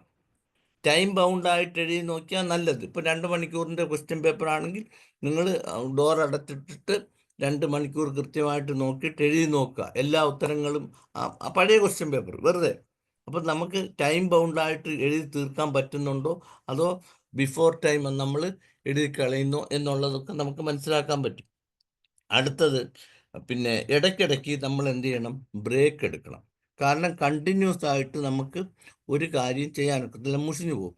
അതുകൊണ്ട് ഒരു 10-20 മിനിറ്റ്, പിന്നെ പ്രിമവാറ എന്ന് പറഞ്ഞൊരു ടെക്നിക്കുണ്ട്. അതനുസരിച്ച് ഒരു 20-25 മിനിറ്റ് കഴിയുമ്പം നമ്മൾ ഒരു 4-5 മിനിറ്റ് ചെറിയതായിട്ടുള്ള എക്സസൈസോ അല്ലെങ്കിൽ നടക്കുകയോ ഒക്കെ ചെയ്ത് പിന്നെ ഇത് ചെയ്യണം, റിലാക്സ് ചെയ്യണം. റിലാക്സ് ചെയ്തിട്ട്, കാരണം എന്നിട്ട് വന്നു കഴിഞ്ഞാൽ ആ പഠിച്ചതൊന്ന് റീകോൾ ചെയ്ത് നോക്കണം. അപ്പം പഠിച്ച കാര്യം ഓർമ്മയുണ്ടോ എന്ന് ഒരു 5 മിനിറ്റിൽ നോക്കിയിട്ട് നമ്മൾ വീണ്ടും പഠിത്തം കണ്ടിന്യൂ ചെയ്യണം. അപ്പോൾ പ്രിമോവാറ ടെക്നിക്ക് ഉപയോഗിച്ചിട്ട് ബ്രേക്കും കൊടുത്തിരിക്കണം. അടുത്തതെന്ന് പറഞ്ഞാൽ നമ്മൾ അപ്പോൾ ആ ഇടയ്ക്ക് ഈ സമയത്തിൽ തന്നെ നമുക്ക് നടക്കുകയോ ഒരു ചെറിയ പാട്ട് കേൾക്കുകയോ, ഭയങ്കര സൗണ്ടും ഇതും ഒക്കെ ഉള്ള അങ്ങനത്തെ പാട്ടല്ല, വളരെ കാം ആൻഡ് ക്വയറ്റുള്ള പീസ്ഫുള്ളായിട്ടുള്ള ഇത് ചെയ്യാം. പിന്നെ ചെറിയ റിലാക്സേഷൻ എക്സസൈസ് ചെയ്യുകയോ ഒക്കെ ചെയ്യാം. അങ്ങനെ ചെയ്തിട്ട് നമ്മൾ ഫ്രഷപ്പ് ചെയ്യുകയാണ്, ഒന്ന് മുഖമൊക്കെ കഴിയൊന്നും വരും. അത് കഴിഞ്ഞിട്ട് അടുത്ത ഒന്നെന്ന് പറഞ്ഞാൽ, പ്രിപ്പയർ യുവർ ഓൺ ക്വസ്റ്റ്യൻസ്. നിങ്ങൾ തന്നെ നിങ്ങളുടെ ആ പഠിച്ച ആ പോർഷനിൽ നിന്ന് ക്വസ്റ്റ്യൻസ് ഉണ്ടാക്കണം. ക്വസ്റ്റ്യൻസ് ഉണ്ടാക്കുമ്പോൾ എന്തുവെന്ന് പറഞ്ഞാൽ അത് വലിയ ബുദ്ധിമുട്ടുള്ള കാര്യമാണ്. കാരണം എന്ത് പറഞ്ഞാൽ, ക്വസ്റ്റ്യൻ ഉണ്ടാക്കിയിട്ട്, അപ്പോൾ ക്വസ്റ്റ്യൻ ഉണ്ടാക്കണമെങ്കിൽ അത് പഠിച്ചാൽ മാത്രമേ, അതായത് ഇന്ന ഉത്തരം കിട്ടത്തക്ക രീതിയിൽ എങ്ങനെ ക്വസ്റ്റ്യൻ ഉണ്ടാക്കാം എന്നുള്ളത്. അപ്പം you have to prepare your own question paper. അപ്പോൾ അങ്ങനെ പ്രിപ്പയർ ചെയ്യുകയാണെങ്കിൽ നിങ്ങൾ you are thorough with the portion. കാരണം അത് എങ്ങനെയൊക്കെ ചോദിക്കാൻ സാധ്യതയുണ്ട് എന്നുള്ള പല വഴിയിൽ ചിന്തിക്കാൻ സാധിക്കും. അതാണ് പ്രിപ്പയർ ഓൺ ക്വസ്റ്റ്യൻ പേപ്പേഴ്സ്. ഇനി അടുത്തത് മോക്ക് എക്സാമിനേഷൻ. മോക്ക് എക്സാമിനേഷൻ എന്ന് പറഞ്ഞാൽ വളരെ കറക്റ്റാണ്. നമ്മൾ എത്രമാത്രം പ്രാക്ടീസ് ചെയ്യുന്നോ അങ്ങനെയാണ്. അപ്പോൾ അല്ലെങ്കിൽ നമ്മൾ ഒരു ഇത് ചെയ്യുമ്പോഴത്തേക്ക് നമുക്ക് പല കാര്യങ്ങളും അറിയാം. പക്ഷെ അതിന് എത്ര സമയത്തിൽ അത് എഴുതാൻ പറ്റും, എത്ര നമുക്ക് അറിയാൻ പറ്റും എന്നുള്ളത് എഴുതി നോക്കിയാലേ അറിയത്തുള്ളൂ. അതിനു മുമ്പ് നമുക്ക് കുഴപ്പമില്ല, എനിക്കെല്ലാം അറിയാമെന്നൊക്കെ വിചാരിക്കും. പക്ഷേ എഴുതി നോക്കുമ്പോഴാണ് കറക്റ്റ് എല്ലാ പോയിന്റ്സും വന്നിട്ടില്ല എന്ന്. അപ്പോൾ അതുകൊണ്ട് you have to write mock examination. മറ്റേ ഞാൻ പ്രീവിയസ് ക്വസ്റ്റ്യൻ പേപ്പേഴ്സാണ് അന്ന് പറഞ്ഞത്. ഇപ്പോൾ പറയുന്നത് മോക്ക് എക്സാമിനേഷൻ. ഒരു ക്വസ്റ്റ്യൻ ഉണ്ടാക്കിയിട്ട് ആ ക്വസ്റ്റ്യൻ 2 മണിക്കൂറിൻ്റെയോ 1 മണിക്കൂറിൻ്റെയോ ഒക്കെ ക്വസ്റ്റ്യൻ ഉണ്ടാക്കിയിട്ട് കൃത്യമായിട്ട് സമയം നോക്കി ഏത് 2 മാർക്കിൻ്റെ ക്വസ്റ്റ്യൻ ഇത്ര എഴുതണം, അതേ ക്വസ്റ്റ്യൻ തന്നെ 5 മാർക്കിൻ്റെ ആയിട്ട് ചോദിച്ചാൽ കൂടുതൽ എഴുതണം. അതിനൊക്കെ ഉള്ള ഒരു മോക്ക് എക്സാമിനേഷൻ, 1 or 2 മോക്ക് എക്സാമിനേഷനെങ്കിലും എഴുതണം. ആ സമയത്ത് വേറെ ഡിസ്റ്റർബൻസ് ഒന്നുമില്ല. Think that you are sitting in the examination hall, close your doors and ബാക്കിയുള്ളവരുടെ അടുത്തെല്ലാം പറയണം, ഞാൻ 1 മണിക്കൂറിലത്തേക്ക് അല്ലെങ്കിൽ 2 മണിക്കൂറിലത്തേക്ക് എന്നെ വിളിച്ചു പോകരുത്, ഞാൻ സംസാരിക്കാനൊന്നും വന്നേക്കരുതെന്ന് പറഞ്ഞിട്ട് കൃത്യമായിട്ടിരുന്ന് പരീക്ഷ എഴുതുക. അതാണ് മോക്ക് എക്സാമിനേഷനാണ് ഒന്ന്. അപ്പോൾ പിന്നെ അത് കഴിഞ്ഞിട്ട് mock examination, then stay away from distractions. അപ്പം നമ്മുടെ വീട്ടിൽ ഒത്തിരി ഡിസ്ട്രാക്ഷൻസ് ഉണ്ട്. ഉദാഹരണമായിട്ട് നമ്മുടെ ടി വി, പിന്നെ മൊബൈൽ ഫോണ്, പിന്നെ അടുത്ത മുറിയിലും അവിടെ ഇവിടെ ഇരുന്ന് ആളുകൾ ഇരുന്ന് അതും ഇതുമെല്ലാം സംസാരിക്കും. നമുക്ക് അതൊക്കെ നമ്മളുടെ അറ്റൻഷനെ ഡൈവേർട്ട് ചെയ്യും. ബാക്കിയുള്ളവർ സംസാരിക്കുമ്പോൾ നമ്മൾ ശ്രദ്ധിക്കാതിരുന്നാലും ഏതെങ്കിലും ഒരു കാര്യം നമുക്ക് താല്പര്യമുള്ള വിഷയത്തിലേക്ക് അവർ ആ ശബ്ദമോ ഇതോ കേട്ടാൽ നമുക്ക് ക്യൂരിയോസിറ്റി വരും. ഉടനെ നമ്മൾ പോയി അതിൽ ഇൻ്റർഫിയർ ചെയ്ത് അതെന്തുവാ അതാരാ, അപ്പോൾ അടുത്ത മുറിയിൽ ഇരുന്നിട്ട് അയ്യോ കഷ്ടമായിപ്പോയി, അയാൾ മരിച്ചുപോയി എന്ന് പറയുമ്പോൾ, മരിച്ചു എന്ന് കേൾക്കുമ്പം നമുക്കൊരു ക്യൂരിയോസിറ്റിയാണ്. ഉടനെ നമ്മൾ കഥക് തുറന്നിട്ട് ആരാ മരിച്ചത്, എന്താ മരിച്ചതെന്ന് ചോദിക്കും. അപ്പോൾ അതുകൊണ്ട് അങ്ങനെയുള്ള ഡിസ്റ്റർബൻസ്, അതായത് നിങ്ങൾ പഠിക്കുന്ന റൂമിൻ്റെ അടുത്ത് ബാക്കിയുള്ളവർ ഡിസ്റ്റർബ് ചെയ്യാനുള്ള, അല്ലെ അപ്പുറത്തെ ടി വി കാണുമ്പോഴത്തേക്ക് അതിലത്തെ സൗണ്ടുകൾ വരിക, മറ്റ് പല കാര്യങ്ങൾ വരിക, അല്ലെങ്കിൽ വേറെ നമ്മുടെയും പലരുടെയും മൊബൈൽ അടിക്കുക, ഇങ്ങനെയുള്ള ഡിസ്ട്രാക്ഷൻസ് ഉണ്ടാവാതിരിക്കുകയാണെങ്കിൽ നിങ്ങൾക്ക് പഠിത്തം ഒന്നുകൂടെ നല്ല കോൺസെൻട്രേറ്റോട് ചെയ്യാം. അത് കഴിഞ്ഞിട്ട് പിന്നെ ഒരു വലിയ ഏറ്റവും പ്രധാനപ്പെട്ട ഒരു കാര്യം എന്ന് പറഞ്ഞാൽ ടൈം മാനേജ്മെൻ്റ് ആണ്. നമ്മൾ 2 മണിക്കൂർ കൊണ്ട് അല്ലെങ്കിൽ 1.5 മണിക്കൂർ കൊണ്ട് ഇത്രയും കാര്യങ്ങൾ പഠിക്കണമെന്നുണ്ടെങ്കിൽ അത് പഠിക്കാൻ സാധിക്കുന്നുണ്ടോ എന്നാണ്. ചിലപ്പോൾ നമ്മൾ ഒരു ദിവസം കൊണ്ട് ഈ പിന്നെ ഒരു പേപ്പറിൻ്റെ ഫുൾ പോർഷനും ഫിനിഷ് ചെയ്യാമെന്ന് വിചാരിച്ചാൽ ചിലപ്പം ഫിനിഷ് ചെയ്യാൻ പറ്റാതെ വരും. അപ്പോൾ ടൈം മാനേജ്മെൻറ്റ് നമ്മൾ വളരെ കൃത്യമായിട്ട് നോക്കണം എന്ന് പറഞ്ഞു കഴിഞ്ഞാൽ, അപ്പോൾ അഥവാ ഒരു ദിവസം കൊണ്ട് നമുക്ക് തീർക്കണം, 2 മണിക്കൂർ കൊണ്ട് തീർക്കണമെന്ന് പറഞ്ഞ് തീർത്തില്ല, അത് പഠിക്കാൻ ഇത്തിരി കൂടെ ബുദ്ധിമുട്ടാണെങ്കിൽ നിങ്ങളുടെ ടൈം ടേബിളിൽ നിന്ന് മാറി ഒരു 15 മിനിറ്റ് അരമണിക്കൂർ കൂടെ എടുക്കാം. അങ്ങനെ എടുത്തില്ലെങ്കിൽ കംപ്ലീറ്റ് ടൈം ടേബിളിൽ നിന്ന് കിട്ടും. ട്രെയിനിൻ്റെ ലേറ്റ് ആവുന്ന പോലെ, ഒരു ട്രെയിൻ പിന്നെ സമയത്തിന് വരുന്ന ഒരു ട്രെയിൻ ഉണ്ടെങ്കിൽ അത് ലേറ്റായിട്ട് അത് പോയിട്ട് പോവും എന്ന് പറഞ്ഞിട്ട് പിടിച്ചിട്ട് കഴിഞ്ഞാൽ അതിൻ്റെ പിറകെ വരുന്നത് ലേറ്റാവും. അതിനെന്ത് ചെയ്യാൻ, ആ ലേറ്റായ ട്രെയിനെ അവിടെ പിടിച്ചിട്ട് ബാക്കിയുള്ള ട്രെയിനിന്, അത്യാവശ്യമുള്ള ട്രെയിനിനെയൊക്കെ കറക്റ്റ് വരും. അപ്പം ബാക്കിയുള്ള ട്രെയിനിന് ഡിസ്റ്റർബൻസ് ഉണ്ടാകത്തില്ല. അതുപോലെ നിങ്ങൾ കൊണ്ടുപോയിട്ട് ഒരെണ്ണം ചെയ്തിട്ട് അത് തീർന്നില്ല എന്ന് പറഞ്ഞാൽ അത് അടുത്ത വലത്തേക്ക് പോയി അടുത്തതും എല്ലാത്തിനെയും ബാധിക്കും. അതുകൊണ്ട് it should be time bound. Another important things എന്ന് പറഞ്ഞാൽ, ഒരു കാര്യം എന്ന് പറഞ്ഞാൽ പരീക്ഷ അടുക്കുമ്പോൾ, അതായത് പരീക്ഷയ്ക്ക് സമയമുണ്ട്. എനിക്കറിയാം, നമ്മളൊക്കെ സ്കൂളിൽ പോകുമ്പോൾ, വലിയ സ്കൂളിലൊക്കെ പോകുമ്പം പരീക്ഷയ്ക്ക് കുറച്ചെണ്ണം പിന്നെ പ്ലാസ്റ്റർ ഇട്ടുകൊണ്ട് വരുന്ന കാണാം. കൈയൊടിഞ്ഞു, കാലൊടിഞ്ഞു എന്നും പറഞ്ഞിട്ട് തല പൊട്ടി എന്നൊക്കെ. അപ്പോൾ എന്തുവാന്ന് പറഞ്ഞാൽ, പരീക്ഷ അടുക്കുമ്പോഴത്തേക്ക് പരീക്ഷ അടുക്കാറാകുമ്പോൾ ഒരു മാസമെങ്കിലും ഉള്ളപ്പം ഈ അപകടമുണ്ടാവുന്ന എല്ലാ കളികളിൽ നിന്നും കുട്ടികളെ ഒഴിഞ്ഞു നിൽക്കാൻ പ്രേരിപ്പിക്കണം. അത് ടീച്ചർ അല്ല, നമ്മൾ പറയരുത്. പോയി കളിക്കാനും അടിച്ചു കെട്ടി വീഴാനും കൈയൊടിയാനും ഒക്കെ മുറിയാനും ഒക്കെ ഉള്ള സാധ്യതകളുണ്ട്.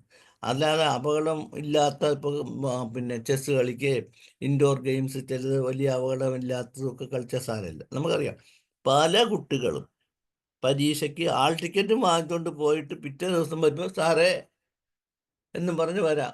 അപ്പോൾ എനിക്ക് എഴുതാൻ പറ്റുമോ സാറേ, എനിക്ക് കൈ കൊണ്ട് എഴുതാനൊക്കത്തില്ല, വേദന, എനിക്ക് വേറെ ആളിനെ എഴുതാം. വേറെ ആളിനെ കൊണ്ട് എഴുതിക്കാൻ പറ്റത്തില്ല, അവൻ എഴുതാണെങ്കിലേ എഴുതാൻ പറ്റുള്ളൂ. അപ്പോൾ ഇങ്ങനെയുള്ള കാര്യങ്ങളും കൂടെ പരീക്ഷയ്ക്ക് മുമ്പേ ശ്രദ്ധിക്കണം. അപ്പോൾ ഇത്രയും കാര്യങ്ങളാണ് ഒരു ഇതിൽ പറഞ്ഞത്. അപ്പം നിങ്ങൾ ഇത് കുട്ടികളുടെ കാര്യങ്ങൾ ഞാൻ പറഞ്ഞതാണ്. ഇനി ഇത് ഇത്രയും കുട്ടികൾ ശ്രദ്ധിക്കേണ്ട കാര്യങ്ങളാണ് ഇതിന്. ഇനി ആസ് എ പേരൻറ്റിന് കുറേ റെസ്പോൺസിബിലിറ്റി ഉണ്ടെന്ന് പറയും.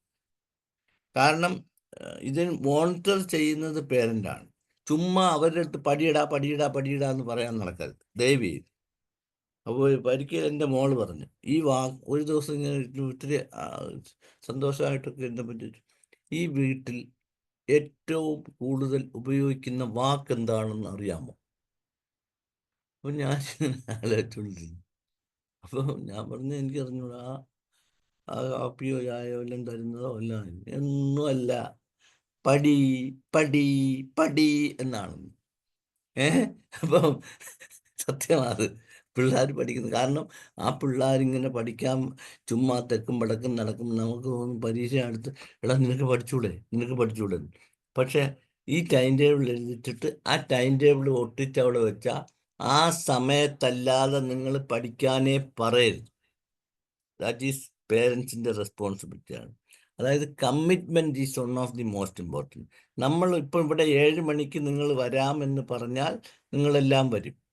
ഇവിടെ സാബു സാർ പറഞ്ഞതാ 7 മണിക്ക് എല്ലാവരും വരണമെന്ന്. അതുകൊണ്ടാണ് ഇങ്ങനെ തോന്നുമ്പം പിന്നെ കാണുന്ന സാബു സാർ പറഞ്ഞു, ഞാൻ 7:05 7:10 അല്ല ഇന്ന് കയറുന്നില്ല. അതേസമയം ഓക്കെ, നാളെ ആരൊക്കെ വരും? അത് ഞാൻ വരും. എത്ര മണിക്ക് വരും? 7 മണിക്ക് വരും. എല്ലാവരും വരും. കാരണം ദർ ഈസ് കമ്മിറ്റ്മെൻറ്റ്. അപ്പോൾ ഒരു കമ്മിറ്റ്മെൻറ്റ് ഉണ്ടാക്കണം കുട്ടികളുടെ അടുത്ത്. നീ എത്ര മണി തൊട്ട് പഠിക്കും? അല്ലാതെ നീ 8 മണി തൊട്ട് പഠിയടാ എന്ന് പറയരുത്. എപ്പോൾ പഠിക്കും മോൻ? എത്ര മണിക്ക് പഠിക്കും? പറ, എത്ര സമയം പഠിക്കും? അപ്പോൾ അവനെ കൊണ്ട് എഴുതിക്കുക. അവിടെ തർക്കിക്കരുത്. നിനക്ക് 2 മണിക്കൂറേ ഉള്ളൂ, നിനക്ക് 3 മണിക്കൂർ പഠിച്ചത് എന്താണ്? പറയരുത് ഒരു കാരണവശാൽ. കാരണം അവൻ്റെ കമ്മിറ്റ്മെൻ്റാണ്. മറ്റവിടെ നമ്മളുടെ കമ്പൽഷൻ വരും. അപ്പോൾ ആ അതനുസരിച്ച് കമ്മിറ്റ്മെൻറ്റ് വന്നു കഴിഞ്ഞാൽ അവൻ അപ്പോൾ 7 മണി തൊട്ട് കളിക്കുക എന്ന് പറഞ്ഞ് 6:59 വരെ അവൻ തലയും കുത്തി നടന്നാലും, വെറുതെ അവന് ഒന്നും പഠിക്കാനും ഒന്നും ജോലിയൊന്നും ഇല്ലെന്ന് വെച്ചു വെറുതെ ഇങ്ങനെ ഇരിക്കുകയൊക്കെ ചെയ്താലും നിങ്ങൾ ചോദിക്കരുത്, എടാ നിനക്കിപ്പോൾ പഠിച്ചാലെന്താ ചോദിക്കാൻ പാടില്ല. മനസ്സിലായോ? ഭയങ്കര ദേഷ്യം വരും. കാരണം എന്തുവാണ്, 7 മണിയാകുമ്പോൾ പറയണം, മോനെ നീ എന്താ പറഞ്ഞത്, എത്ര മണിക്ക് പഠിക്കുമെന്നാ പറഞ്ഞേ? അപ്പം തന്നെ അവൻ പോയി പുസ്തകം എടുക്കും. That is commitment. That is the responsibility of the teachers, അല്ല പേരൻസ്. അപ്പം അടുത്ത ഒരു ഇതെന്ന് പറഞ്ഞാൽ, പേരൻസ് അവർക്കൊരു ഡെസിഗ്നേറ്റഡ് പ്ലേസ് കൊടുക്കണം, എവിടെ ഇരുന്ന് പഠിക്കണം. അതിനു വേണ്ടി കൺവീനിയൻ്റ് ആയിട്ടുള്ള സൗണ്ട് കുറവുള്ള, പിന്നെ അവരവരുടെ വീട്ടിൻ്റെ വലിപ്പവും സൗകര്യവും അനുസരിച്ച് കൊടുക്കണം. ഇപ്പോൾ എല്ലാവരും AC റൂമും കൊടുത്ത് മറ്റേ കൊടുക്കണമെന്ന് പറയാൻ പറ്റത്തില്ല. അവരവരുടെ വീട്ടിൻ്റെ സാമ്പത്തിക ശേഷി അനുസരിച്ചും സൗകര്യമുള്ളിടത്ത് ഒരു ഏരിയ, ബാക്കിയുള്ളവർ പോയി ഡിസ്റ്റർബ് ചെയ്യാത്ത ഒരു ഏരിയ കൊടുക്കണം. അതാണ് ഏറ്റവും പ്രധാനപ്പെട്ട ഡെസിഗ്നേറ്റഡ് സ്യൂട്ടബിൾ ഏരിയ. അടുത്ത ഒരു കാര്യം എന്ന് പറഞ്ഞാൽ, ഒരു കാരണവശാലും നമ്മൾ കിടക്കുന്ന റൂം ഒരു സ്റ്റഡി റൂമാക്കി മാറ്റാൻ പാടില്ല. നമ്മൾ അടുക്കളയിൽ പോയാൽ, അടുക്കളയിൽ ആരെങ്കിലും പോയി പഠിക്കുമോ? അടുക്കളയിൽ പോയാൽ അടുക്കള കാണുമ്പോൾ നമ്മുടെ മനസ്സിലെന്തുവാ, ഇവിടെ തിന്നാൻ വല്ലതും കിട്ടും ഇവിടെ എന്നുള്ള വിചാരമാണ്, അല്ലയോ? അടുക്കള കാണുമ്പോൾ. അപ്പോൾ നമുക്കൊരു കാര്യം കാണുമ്പം, നമ്മളൊരു ബേക്കറി കാണുമ്പം ബേക്കറിയാന്ന് വിചാരിക്കുക, അല്ലാതെ ശ്രീനിവാസൻ പറഞ്ഞ പോലെ ബാർബർ ഷാപ്പാന്ന് തോന്നത്തില്ല. അപ്പം ബേക്കറിയിൽ പോകുന്നത് എന്തിനാ? ബേക്കറിയുടെ അടുത്ത് പോകുമ്പോൾ അവിടെ ബേക്കറി സാധനങ്ങൾ വാങ്ങിക്കാനാണ്. ബാർബർ ഷാപ്പിൽ പോകുന്നത് ബാർബർ ഷാപ്പിൻ്റെ ആവശ്യം. അതുപോലെ കിടക്കാനുള്ള റൂമാണ് ബെഡ്റൂം.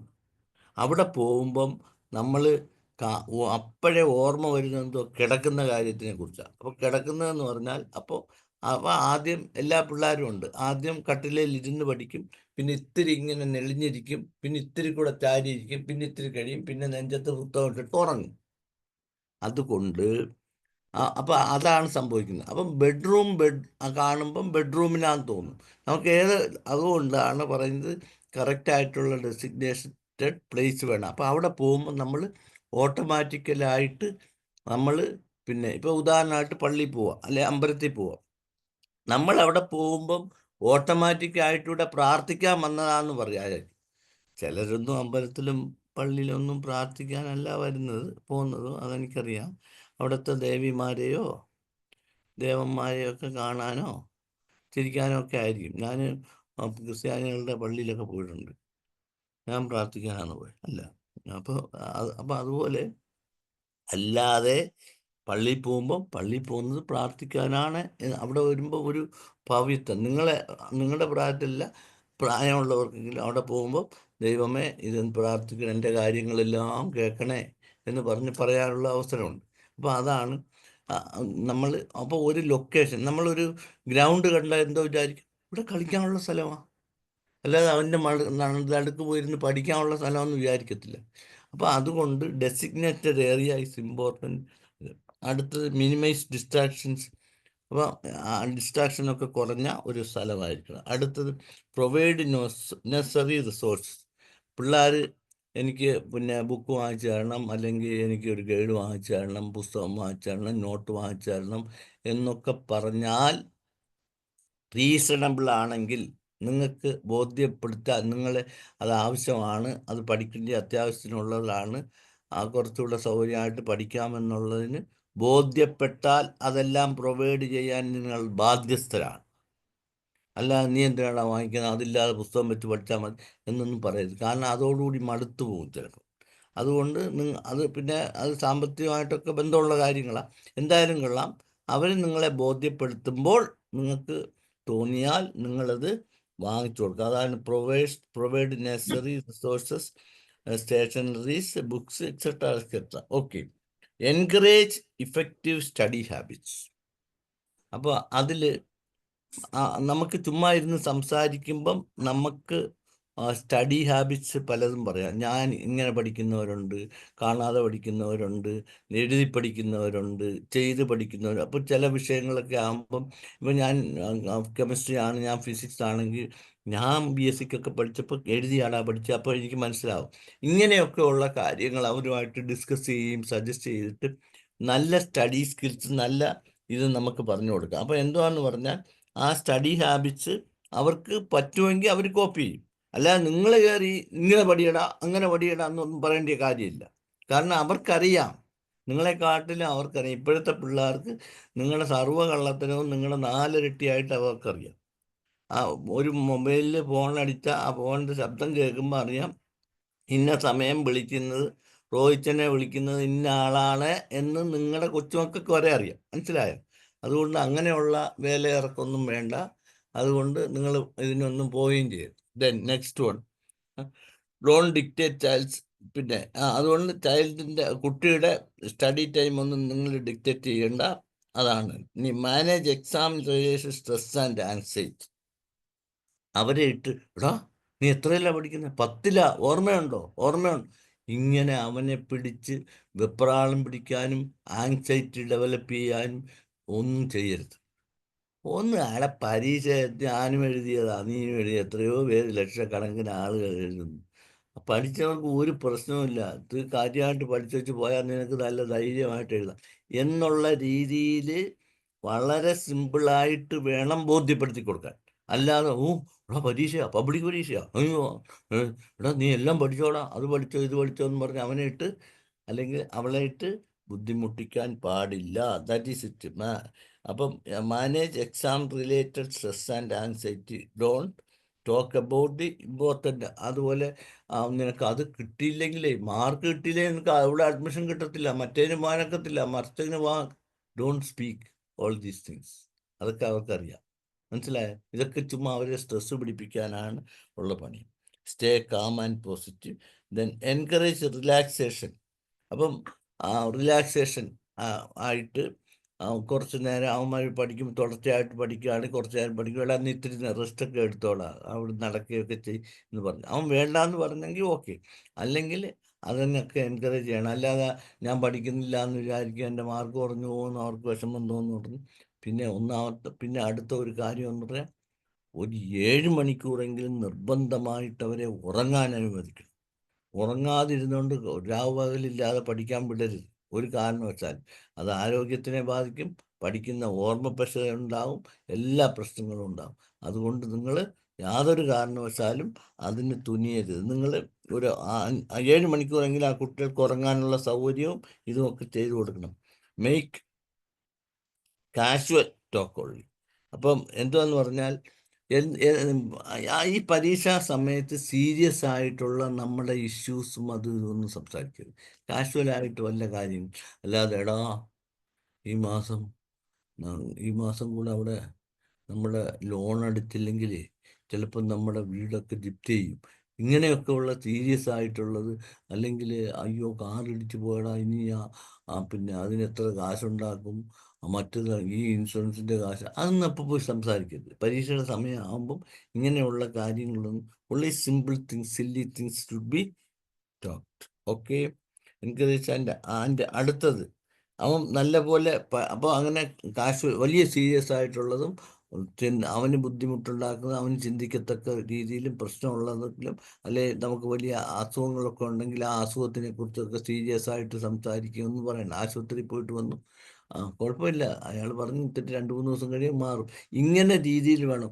എടാ ഭയങ്കര പ്രശ്നമാണോ, മറ്റേതാണോ, ക്യാൻസർ ആണോ എന്ന് സംശയമുണ്ട്, മറ്റേതാ മറിച്ചതാ, ചിലപ്പോൾ അങ്ങനെയാണെങ്കിൽ കുറേ കാശൊക്കെ വേണ്ടി വരും. ഇങ്ങനെ അവൻ പരീക്ഷയ്ക്ക് പഠിക്കാതിരിക്കുന്നവൻ്റെ അടുത്താണ് ഇതൊക്കെ പറയുന്നത്. അതൊന്നും ചെയ്യരുത്. Okay, then encourage and appreciate is hard work. അതാണ് അടുത്ത ഒരു കാര്യം. എന്താണ്, നമ്മൾ ആ കുട്ടി, നീ ഇതൊക്കെ ആണെങ്കിലും പരീക്ഷ അടുത്തപ്പം നിനക്ക് നല്ല ചൂട് കയറിയിട്ടുണ്ട്, നീ ഭയങ്കരമായിട്ട് പഠിക്കുന്നുണ്ടല്ലോ എന്നുള്ള encouraging and you have to appreciate. ഇടാ അധികം കിടന്ന് തലയും കുത്തി കിടന്ന് പഠിച്ച് ക്ഷീണിക്കരുത് കേട്ടോ, നീ ഇത്തിരി ഉറങ്ങുകയൊക്കെ ചെയ്യണം എന്ന് പറഞ്ഞിട്ട് അപ്രീഷിയേറ്റ് ചെയ്തിട്ടുള്ള സംസാരമാണ് വേണ്ടിയത്. Appreciate is work. അവൻ ചെയ്യുന്ന ജോലിക്ക്, പഠിക്കുന്നതിൻ്റെയും അതുമൊക്കെ എൻകറേജ് ചെയ്യുകയും ഇത് ചെയ്യണം. Take care of your choice. Physical emotions. ആ കുട്ടികളുടെ വിഷമവും ഇമോഷൻസും ഒക്കെ നിങ്ങൾ മനസ്സിലാക്കണം. ഫിസിക്കലായിട്ട്, ശാരീരികമായിട്ടോ മാനസികമായിട്ടോ ഉള്ള പ്രശ്നങ്ങളുണ്ടെങ്കിൽ അത് മനസ്സിലാക്കി, അത് പിന്നെ ഇത് കൊടുക്കാതെ അത് മനസ്സിലാക്കണം. പക്ഷേ അത് നിനക്ക് ഇത്തിരി പനിയുണ്ട്, സാരമില്ല, കുഴപ്പമില്ല, മാറും, നമുക്ക് ഒരു ഗുളിക കഴിച്ചോളാം, ഇങ്ങനെയൊക്കെ വേണം. പനിയാന്നുള്ള ആളെ പരീക്ഷ സമയത്ത് പനി വന്നാൽ എന്തോ ചെയ്യും, അയ്യോ ഇനി അന്ന് വരുമോ, ഇനി നിനക്ക് പരീക്ഷ വരുമോ, കൂടെ നിനക്ക് അസുഖം വരും, ഇങ്ങനെ ഒന്നും പറയരുത് ദയവ് ചെയ്ത്. Okay, then financial emotions and take care of child's physical emotion. Then promote healthy routine food. ഈ പരീക്ഷയൊക്കെ അടുക്കുമ്പോഴത്തേക്ക് ഒരു കാരണവശാലും നിങ്ങൾ യൂട്യൂബിലും അതിലും ഇതിലും നോക്കിയിട്ട് പിന്നെ ഫുഡൊക്കെ ഉണ്ടാക്കിയിട്ട് ചുമ്മാ മക്കളെ മണ്ടയ്ക്കും കെട്ടിയവൻ്റെ മണ്ടയ്ക്കും പിന്നെ പരീക്ഷണം നടത്താൻ തുനിയരുത്. സാധാരണ ഫുഡ് കൊടുത്താൽ മതി. അതൊക്കെ പരീക്ഷ കഴിഞ്ഞ് വെക്കേഷൻ ആകുമ്പോൾ കൊടുത്തു നോക്കും. അപ്പോൾ ആശുപത്രിയിലൊക്കെ പോകാൻ സൗകര്യം കാണുമല്ലോ. കാരണം ഇപ്പോഴത്തെ ഒരു കുക്കിങ്ങിൽ ഒരു താല്പര്യം ഇല്ലാത്തതും ആ ടി വിയിൽ കാണുമ്പോൾ അവളിട്ടിങ്ങനെ കലക്കി അവിടെ തിന്നെ ബെസ്റ്റ് അത് ഇതെന്നൊക്കെ കേൾക്കുമ്പോൾ ഉണ്ടാക്കി കലക്കി വയ്ക്കാറുണ്ട്. പല സ്ത്രീകൾക്കും അങ്ങനെയുള്ള കുഴപ്പമുണ്ട്. അല്ലെങ്കിൽ കെട്ടിയന്മാരുന്നുകൊണ്ട് എടി അതൊന്നും ഉണ്ടാക്കി നോക്കുന്നൊക്കെ, ഉണ്ടാക്കി നോക്കെന്ന് പറഞ്ഞിട്ട് കൊടുക്കാം, രണ്ടും എല്ലാം കൂടെ വയറിളക്കമായിട്ട് അവിടെ പോയി കിടക്കും. അപ്പം അതിനൊന്നും വഴിവെക്കാതെ പരീക്ഷ എടുക്കുമ്പം അങ്ങനെയുള്ള പരിപാടികളൊന്നും വേണ്ട. Okay, promote routine food. So normal food should be provide. എന്തുവാണോ അവർ സാധാരണ കഴിച്ചുകൊണ്ടിരിക്കുന്നത് അത് കൊടുക്കും. And encourage relaxation and physical exercise, അത് എൻകറേജ്. Parents attend. അടുത്തത് ഈ പേരൻസ് പരീക്ഷയെക്കുറിച്ചുള്ള കാര്യങ്ങൾ എവിടെയെങ്കിലും ക്ലാസ് എടുക്കുകയോ ഇതുപോലെ നമ്മുടെ അൻസാരി സാറൊക്കെ ക്ലാസ് എടുക്കുവാണെങ്കിൽ അതൊക്കെ ശ്രദ്ധിക്കണം, എന്തൊക്കെ കാര്യങ്ങൾ ശ്രദ്ധിക്കേണ്ടത്. അപ്പോൾ അങ്ങനെ ചെയ്തിട്ട് മനസ്സിലാക്കണം. അതാണ് വേറൊരു കാര്യം. അറ്റൻഡ് കോൺഫറൻസ്, ഹെൽപ്പ് പേരൻസ്, അതൊക്കെ. Encourage child's set religious goals. അതായത് അടുത്തെന്ന് പറഞ്ഞാൽ നമ്മൾ അവർ പറയുന്ന ഗോൾ, എനിക്ക് ഇന്നത് പഠിക്കാൻ പോകണം, അല്ലെ ഇതിന് പഠിക്കണം, അത് എൻകറേജ് ചെയ്യുക. അല്ലാതെ എടാ അത് പഠിക്കാൻ പോകണ്ട, ഇത് പഠിക്കാൻ പോകണ്ട, അങ്ങനെയൊന്നും പറയരുത്. അപ്പോൾ അതുകൊണ്ട് you have to support. Grown up കുറച്ച് പക്വതയും ഇതുമൊക്കെ വന്നു. കാരണം നമ്മളെക്കാട്ടിലൊക്കെ പല കാര്യത്തിലും അവർക്ക് ഇൻഫർമേഷൻ ഉണ്ട്. അവരവരുടെ ഫ്രണ്ട്സുമായിട്ട് ഡിസ്കസ് ചെയ്യും, വേറെ ആളുകളുടെ അനുഭവം പറയും. പിന്നെ കുറച്ച് കാര്യങ്ങൾ നമ്മുടെ ഇൻഫർമേഷൻ നമുക്ക് ട്രാൻസ്ഫർ ചെയ്യാം, but don't compel dum. That is it. Okay. Be available. അടുത്ത ഒരു കാര്യം എന്ന് പറഞ്ഞു കഴിഞ്ഞാൽ, നിങ്ങൾ പരീക്ഷ എടുക്കുമ്പോൾ ഒക്കെ നിങ്ങൾ രക്ഷകർത്താക്കൾ അവിടെ ഉണ്ടാവണം. ഒരു വിഷമമുണ്ട് ഒന്ന് പറയാൻ വന്നാൽ, ഇപ്പം നമുക്കെല്ലാം ആഗ്രഹമുള്ള, നമ്മൾ ഒറ്റയ്ക്ക് ഇരിക്കുമ്പോൾ അല്ലെങ്കിൽ ഏതെങ്കിലും ഒരു കാര്യം പറയുമ്പോൾ ഒരു അഭിപ്രായം ചോദിക്കാനാണ് ഈ ഭാര്യയൊക്കെ വേണ്ടിയത്. അപ്പം മിണ്ടാത്ത ഭാര്യയും മൂലയിൽ എവിടെയെങ്കിലും പോയിരിക്കുന്ന ഭാര്യയൊക്കെ ആണെങ്കിൽ അതാണ് ബുദ്ധി. അപ്പോഴാണ് നമ്മൾ അന്നമ്മയും ഏലിയാമ്മയും ഒക്കെ തിരക്കുന്നത്. അപ്പോൾ അതിൻ്റെ ഉത്തരവാദി എന്ന് പറഞ്ഞാൽ പിന്നെ ഭാര്യമാർ തന്നെയാണ്. അതുപോലെ ഭർത്താക്കന്മാരും തിരിച്ച് ഭാര്യയുടെ കാര്യമൊന്നും നോക്കത്തില്ല. അങ്ങനെ ആകുമ്പം ഭർത്താക്കന്മാരും സണ്ണിച്ചൻ സണ്ണിച്ചോ എവിടെ പോവാന്ന് പറഞ്ഞിട്ട് പോയി പടയണം. പിന്നെ പ്രശ്നമായി. സണ്ണിച്ചൻ സുഖമാണോ എന്ന് ചോദിക്കും. പിറ്റേ ദിവസം അവരുടെ വീട്ടിൽ വല്ലതും വാങ്ങിക്കുമ്പോൾ വല്ലതും കൊണ്ടു കൊടുക്കും. അപ്പം അങ്ങനെയൊക്കെ പ്രശ്നമാവും. അതുകൊണ്ട് അതൊക്കെ സൂക്ഷിച്ചോണം. അപ്പം അങ്ങനെ കുട്ടികൾക്കും അവൈലബിൾ ആയിരിക്കണം. പരീക്ഷ എടുക്കുമ്പോഴെങ്കിലും നമ്മൾ കുട്ടികൾക്ക് അവൈലബിൾ ആയിരിക്കണം. Be available two and achieve. നമ്മുടെ ആവശ്യത്തിന് കുട്ടികൾ അതിൻ്റെ ഇടയ്ക്ക് എൻ്റെ പേന എല്ലാം തീർന്നു പോയി, മഷിയെല്ലാം തീർന്നു പോയി, അല്ലെ എനിക്ക് 2 പേനായേ ഉള്ളൂ കൊണ്ടുപോകാൻ, എനിക്ക് 2 പേന കൂടെ വാങ്ങിക്കണം എന്നൊക്കെ പറയുമ്പം പിന്നെ എവിടെയോ കിടക്കരുത്. അപ്പോൾ അതുകൊണ്ട് പരീക്ഷ അടുക്കുമ്പോഴെങ്കിലും നിർബന്ധമായിട്ടും പേരൻസ് അവിടെ ഉണ്ടാവണം. അവർക്ക് ഈസി ആയിട്ട് അവൈലബിൾ ആയിരിക്കണം. പിന്നെ അതാണ് വളരെ. പിന്നെ ടൈം കോൺഷ്യസ് ആയിരിക്കണം. അതായത് പരീക്ഷയ്ക്ക് ഇത്ര ദിവസമേ ഉള്ളൂ, അതായതാണെന്നുള്ള ഒരു ഇത് നമുക്കും ഉണ്ടായിരിക്കണം, നമ്മളോടൊപ്പം ആ കുട്ടികൾക്കും കൂടെ ഉണ്ടായിരിക്കണം.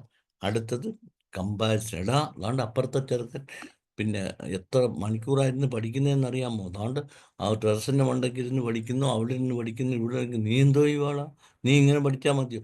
No comparison. അണ്ടർസ്റ്റുഡ്? ഒരു കാരണവശാലും കമ്പയർ ചെയ്യാനൊന്നുമില്ല. അല്ലാതെ അവൻ പഠിക്കുന്നു, ഇവൻ പഠിക്കുന്നു, മറ്റവൻ പഠിക്കുന്നു, ഇങ്ങനെ ഒന്നും പറയാൻ പാടില്ല. അതാണ് അടുത്ത. Avoid comparison and be available. അപ്പം നിങ്ങൾ എല്ലാ കാര്യത്തിലും അവരുടെ കൂടെ അവൈലബിൾ ആയിരിക്കണം. ഇത്രയും. അപ്പം ഇങ്ങനെയുള്ള ഇത്രയും കാര്യങ്ങളാണ് ഞാനിവിടെ കുറിച്ച് വെച്ചത്. ഇതിൽ നിങ്ങൾക്ക് ഇഷ്ടമുള്ളതൊക്കെ അക്സെപ്റ്റ് ചെയ്യാം, അതൊക്കെ ഉപയോഗിക്കാം. പിന്നെ നിങ്ങളുടെ സജഷൻസ് ഉണ്ടെങ്കിൽ ഇപ്പം പറയാം. ഇത് ഞാൻ എടുത്ത ക്ലാസ്സിൽ എന്തെങ്കിലും പിന്നെ കൊള്ളാമെന്നോ കൊള്ളത്തില്ലെന്നോ എന്തെങ്കിലും പറഞ്ഞോ ഒരു പ്രശ്നമില്ല. കാരണം ഓഫ്ലൈനല്ലോ. ഓഫ്ലൈൻ ആണെങ്കിൽ ഈ പറഞ്ഞ് ഇഷ്ടപ്പെടാത്ത പറഞ്ഞ് വഴക്കുണ്ടാക്കാനൊക്കെ ഉള്ള സാധ്യത. അതില്ലാത്തത് കൊണ്ട് നിങ്ങൾക്ക് ഇഷ്ടം പോലെ പറയാം. പിന്നെ എല്ലാവരും വീഡിയോ ഒക്കെ ഓൺ ചെയ്ത് പറഞ്ഞോളൂ. What is. അപ്പോൾ ഇത്രയും കാര്യങ്ങളാണ് ഞാൻ പറഞ്ഞത്. 2 കാര്യങ്ങളും പറഞ്ഞു, കുട്ടികളുടെ കാര്യം പറഞ്ഞു, പിന്നെ പേരൻസിൻ്റെ ജോലിയും പറഞ്ഞു. Okay, you can put your own suggestions. Okay, thank you for attending the meeting or session.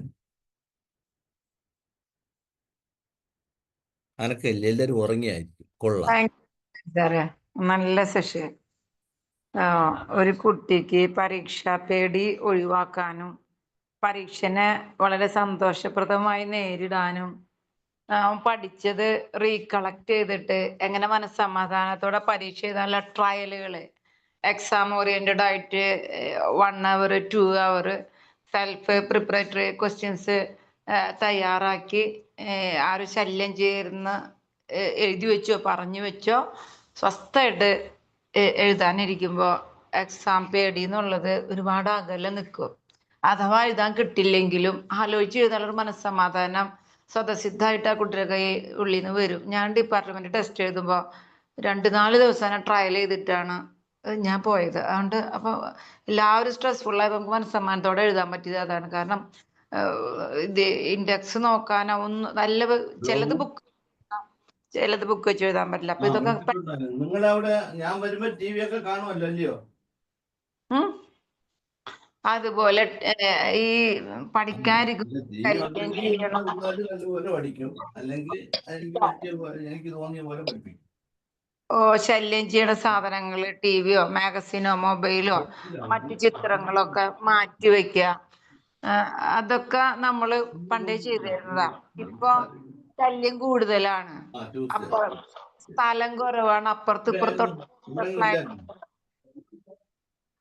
വീടുകളൊക്കെ ഉള്ളതുകൊണ്ട് കുട്ടികൾക്ക് വല്ലാത്ത ശല്യമാണ്. അപ്പൊ കുട്ടികൾ ശ്രദ്ധിക്കേണ്ട കാര്യങ്ങള്, രക്ഷിതാക്കൾ ചെയ്യേണ്ട കാര്യങ്ങൾ, രക്ഷിതാക്കള് ഓവർ സ്ട്രെസ് ആക്കുമ്പോ കുട്ടികള് ഉള്ളിൽ ആൻസൈറ്റി വന്നുള്ളതും കൂടി കൊള്ളുന്നതുകൊണ്ടും കമ്പാരിസണും ഇതൊക്കെ പറഞ്ഞാലും കുറച്ചൊക്കെ രക്ഷിതാക്കൾ ചെയ്തു പോകും ഒരു മടിയൊക്കെ കാണുമ്പോൾ. എന്നാലും പാരന്റിങ് ക്ലാസ്സുകളൊക്കെ അറ്റൻഡ് ചെയ്യുമ്പോൾ ഒരുപാട് ബെനിഫിറ്റുകളുണ്ട്. അപ്പൊ സാറത് ആ ടൈം ബോണ്ടായി ചെയ്യേണ്ട കാര്യവും പഠിക്കാൻ കൃത്യമായിട്ട് സ്ഥലം വേണം എന്നുള്ളതും കാറ്റും വെളിച്ചുള്ള സ്ഥലത്തിരുന്ന് കൃത്യമായ സമയത്ത് പഠിക്കാതിരിക്കുക. അതുപോലെ കളിക്കണ സമയത്തും പഠിയടാന്ന് പറയാതെ ആ ടൈം ടേബിൾ കൃത്യമായിട്ട് ഫോളോ ചെയ്യുന്നുണ്ടെങ്കിൽ ആ കളിക്കണ നേരത്തെ അവനെ മനസ്സമ്മതം കളിക്കാൻ വിടുക. അല്പം എക്സസൈസ് റിലാക്സേഷനൊക്കെ കൂട്ടത്തില് പ്രാക്ടീസ് ചെയ്തോട്ടെ. അവന് ഇഷ്ടമുള്ള കളികൾ അവനെ എൻകറേജ് ചെയ്യുക.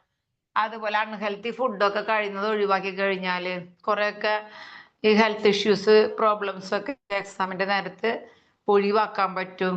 അപ്പൊ നമ്മൾ വീട്ടിൽ തയ്യാറാക്കുന്ന ട്രഡീഷണൽ ഫുഡ്സ് ഒക്കെ ഉണ്ടല്ലോ, അപ്പൊ അതൊക്കെ ഫോളോ ചെയ്തിട്ട് തന്നെ എക്സാമിന്റെ സമയത്തുള്ള കുട്ടികളെ ബോഡി വളരെ കാമാവും. കാരണം ഈ ദഹിച്ചുണ്ടാക്കണ്ടേ സാധനങ്ങള്, ഹെവി ഫുഡ് കയറ്റി, അതപ്പോൾ അത് വലിയൊരു പ്രശ്നം തന്നെയാണ്. അതുപോലെ ലോഡ് കുറയ്ക്കുക.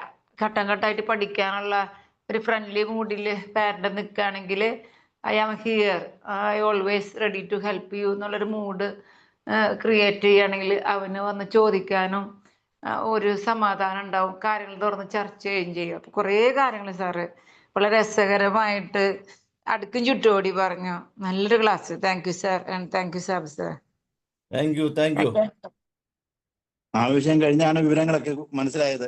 എന്റെ ഫാദർ ഒരു അധ്യാപകനായിട്ട് പോലും എനിക്ക് സമയത്ത് പറഞ്ഞു തന്നില്ല. ഇപ്പോഴെനിക്ക് പറഞ്ഞിട്ട് കിട്ടിയിട്ട് കാര്യമില്ല. ഉപയോഗമെല്ലാം കഴിഞ്ഞ് എങ്കിലും നല്ല ക്ലാസ് ആയിരുന്നു. ഒരു MSc കൂടെ പഠിക്കാനായിട്ട് സാർ രജിസ്റ്റർ ചെയ്യും. ശരിയായി ട്രൈ ചെയ്ത്. എല്ലാത്തിനും സൊല്യൂഷൻ ഉണ്ടല്ലോ. എല്ലാത്തിനും സമയമുണ്ട്. ആ സങ്കടം മാറാൻ വേണ്ടി അടുത്ത ഒരു MA കയറി. എന്താ അനക്കല്ലാത്ത അത് വയ്യ. പണ്ടത്തെ ആൾക്കാരൊക്കെ ചെറിയ ചാക്കോ മാഷായിരുന്നു. ഞാനൊക്കെ പണ്ട് കുറച്ചു കാലം ഒരു ചാക്കോ മാഷായിരുന്നു. പിന്നെ കഷ്ടത്തിലിരിക്കുന്ന വളഞ്ഞ വടി വലിച്ചെറിഞ്ഞ് അത് ശരിയില്ലാന്ന് തോന്നിയപ്പോ അത് സാറില്ല, വിട്ടേക്ക് സാറേ. ഓക്കെ. പിന്നെ സാറിന്റെ അഭിപ്രായങ്ങൾ പറ. പിന്നെ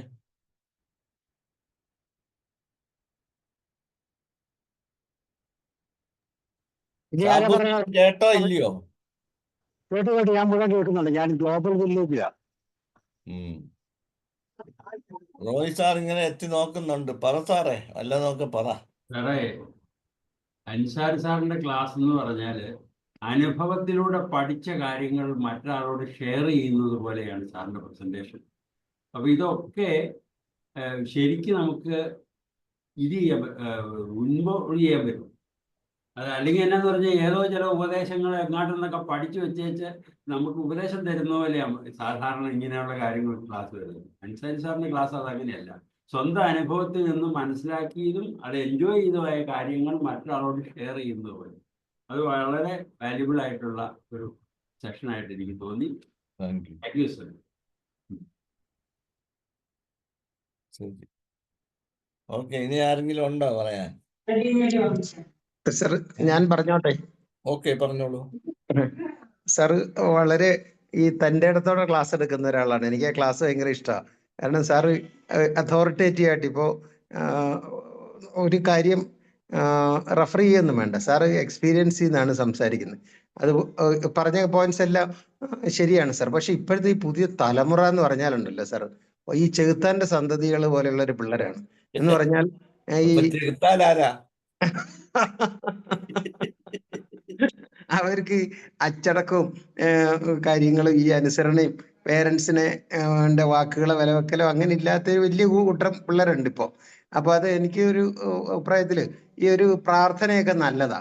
ഈ ഒരു ഇത്തിരി ആത്മീയതയും ഈ അമ്പലത്തിൽ പോയിട്ട് ഒന്ന് തൊഴുതിട്ട്, അല്ലെ പള്ളിയിൽ പോയിട്ട് തൊഴുക, അല്ലെ വീട്ടുകാർ ഒന്നായിട്ടിരുന്ന് ഒന്ന് പ്രാർത്ഥിച്ചിട്ട് പരീക്ഷയ്ക്ക് ഒക്കെ ഒന്ന് തയ്യാറെടുക്കുമ്പോഴത്തേക്ക് ആ വീട്ടിലൊരു ഏകാഗ്രത വരാനായിട്ട് ഈ പ്രാർത്ഥനയൊക്കെ നല്ലതാണെന്ന് എനിക്ക് തോന്നിയിട്ടുണ്ട്. ഞാനൊക്കെ ഈ പഠിക്കുന്ന കാലത്തൊക്കെ ഭയങ്കര ഭീരുവും പേടി തൊണ്ടരായിരുന്നു.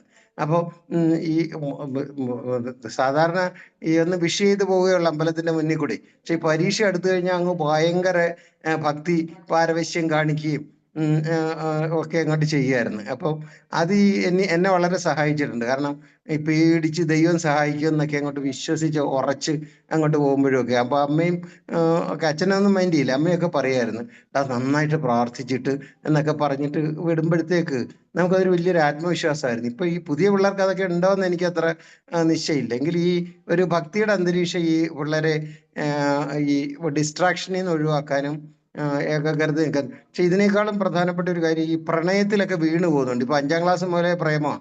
അപ്പൊ ഈ SSLC ഒക്കെ എത്തുമ്പോഴത്തേക്ക് അത് ഒരുപാട് ഈ കുട്ടികളെ ബാധിക്കുന്നുണ്ട്. അതൊക്കെ നിങ്ങൾക്ക് ചാൻസ് കിട്ടാത്തത് കൊണ്ടുള്ള വിഷമങ്ങളും കുശുമ്പും പിന്നായ്മയാണ്.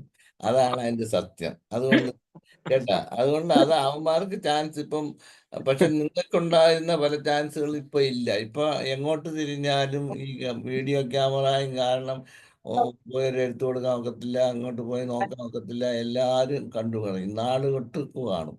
അപ്പൊ അതുകൊണ്ടുള്ള പ്രശ്നങ്ങളാണ്. അല്ലാതെ പിന്നെ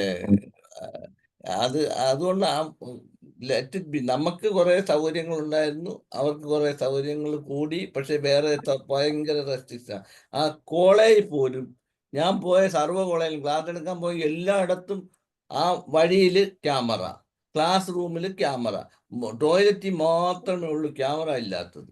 ഒരു കാര്യം പറ്റും. പണ്ടൊക്കെ ആണെങ്കിൽ നമുക്ക് സൗകര്യമായിട്ട് മരത്തിന്റെ മുട്ടിലോ അവിടെയോ ഇവിടെയോ ഒക്കെ പോയി വളരെ സൗകര്യമായിട്ടൊക്കെ. ആ ചാൻസ് ഉണ്ടോ സാറേ? അവന്മാര് പാവത്തുങ്ങൾ, അവന്മാർക്ക് വാട്സപ്പിൽ ചൊരണ്ടാനല്ലേ പറ്റത്തുള്ളൂ. പോട്ട് ചെയ്തിട്ട് പോട്ടെ. ശരി സാർ. എന്തായാലും ഈ പക്ഷെ ഈ കാലാവസ്ഥ ഈ ഈ പരീക്ഷയുടെ ഈ മാർച്ചിലെ പരീക്ഷയുടെ സമയം മാറ്റണം സാർ. പാലക്കാടൊക്കെ ഇപ്പോ വെന്തുരുകുന്ന ചൂട്ടിൽ ഈ പിള്ളേരിരുന്ന് പഠിക്കുമ്പോഴത്തേക്ക് അത് വല്ലാതെ അവരെ അങ്ങ് ബാധിക്കുന്നുണ്ട്. അപ്പൊ വെള്ളമൊക്കെ ധാരാളം കുടിക്കുന്നത് നല്ലതാണ് ഈ പരീക്ഷാ സമയത്തൊക്കെ. അപ്പൊ എന്തായാലും ഈ വളരെ valuable relevant points sir experience ചെയ്താണ് ഈ പറഞ്ഞതൊക്കെ. നന്നായി. പ്രത്യേകിച്ച് ഈ പരീക്ഷാ കാലത്തൊക്കെ നമുക്കത് പലരോടും പറഞ്ഞു കൊടുക്കാൻ നമ്മളെ സഹായിക്കും. അത് ഈ പോയിന്റ്സ് ഒക്കെ അടുക്കും പെറുക്കി ഇങ്ങനെ ക്രമമായിട്ട് സാർ പട്ടികപ്പെടുത്തി പറഞ്ഞതുപോലെ പേരൻസിനോടും പിള്ളേരോടും ഒക്കെ പറയാനുള്ള കുറെ പോയിന്റ്സ് ഒക്കെ സാർ നന്നായി പറഞ്ഞു. പക്ഷെ ഇപ്പോഴത്തെ പിള്ളേർ വേറൊരു ജനുസാന്നുള്ളത് ഞാൻ വീണ്ടും ആവർത്തിക്കുക സാർ. അവർക്ക് പുച്ഛാണ്, ഈ നിർദ്ദേശങ്ങൾ സ്വീകരിക്കാനൊക്കെ മടിയുള്ളവരും ഒക്കെയാണ്. നിർദ്ദേശം പറയാനേ പാടില്ല. കാരണം എന്താന്ന് പറഞ്ഞാല് ഇയാൾക്ക് വേറെ പണിയൊന്നും ഇല്ല എന്ന് വിചാരിക്കും. മനസ്സിലിങ്ങനെ ആയിരിക്കും. വലിയ റെസ്പെക്ട് ഉണ്ടെങ്കിലും ഇയാൾക്ക് വേറെ പണിയൊന്നും ഇല്ലയോ എന്ന് പറഞ്ഞിട്ട് വേറെ അവിടെ വെളിയിൽ ചെല്ലുമ്പം പറയും, അയ്യോ എന്റെ ഇത്രയും നേരം തലവേദനയായിരുന്നല്ലേ, അങ്ങേര് അവധിക്ക് വന്നിട്ടുള്ളൂ, അല്ലെങ്കിൽ അങ്ങേര് ലീവ് ഇന്നല്ലേ വന്നിട്ടുണ്ട്, ഓ ചെവിതല കേൾക്കണ്ടായിരുന്നു എന്ന് പറയാം. അപ്പം പറയാം, അയ്യോ എന്റെ വീട്ടിലെ കാര്യം അതൊന്നും പറയണ്ട, അവിടെ 2 ഉണ്ടേ അലറുന്നെന്ന്. അതുകൊണ്ട് നമ്മളത് കൺസേൺഡ് അല്ല. കാരണം എന്തെന്ന് പറഞ്ഞാല് ഇറ്റ് ഈസ് ദെയർ പ്രോബ്ലം. പക്ഷെ നമുക്ക് എന്തുവെന്ന് പറഞ്ഞാൽ വെറും മാത്രം ദൂരം നിന്നിട്ട് മഴ ഇന്ന് വരുവായിരിക്കും, മഴ കാണും ചിലപ്പോ, കുട എടുത്താൽ കൊള്ളാം, അല്ലാതെ കുട എടുത്തോണ്ട് പോടാ. പണ്ടാണെങ്കിൽ കുട എടുത്തോണ്ട് പോടാന്ന് പറയും, അല്ലയോ? ഇപ്പോഴേ അത് പറയണ്ട, മഴ വരുന്ന ലക്ഷണമുണ്ട്. അവരുടെ നിങ്ങൾ കണിയാനല്ലേ, മഴ വരും. അവന്മാര് അങ്ങനെയൊക്കെയാണ് വർത്താനം. അപ്പൊ അതുകൊണ്ട് അതൊന്നും വിഷമിക്കേണ്ട കാര്യമില്ല സാറേ. എല്ലാ കാര്യത്തിലും ഫുഡ് വൈകിട്ട് വന്നിട്ട് കപ്പയോ പുഴുങ്ങിയോ വല്ലതും കിട്ടും. ഒരെണ്ണം കടയാഹാരം തിന്നുന്നത് നാണക്കേടാ. ഇപ്പൊ കടയാഹാരം തിന്നില്ലെങ്കിൽ നാണക്കേടാ. അങ്ങനെ ആയിരിക്കല്ലേ? അപ്പൊ അതുകൊണ്ട് അതൊന്നും ചെലവാകത്തില്ല. അതുകൊണ്ട് ഇതൊക്കെ. സാറിന് എത്ര മക്കളുണ്ട്? എന്റെ കുട്ടികളൊക്കെ പഠിത്തമൊക്കെ കഴിഞ്ഞു സാർ. 2 പിള്ളേരാണ്, അവരൊക്കെ ജോലിയൊക്കെ ആയി. അപ്പൊ അതുകൊണ്ട് അല്ല, ആ പിള്ളേരും അവരുടെ കൊച്ചുമക്കളൊക്കെ ഉണ്ടോ?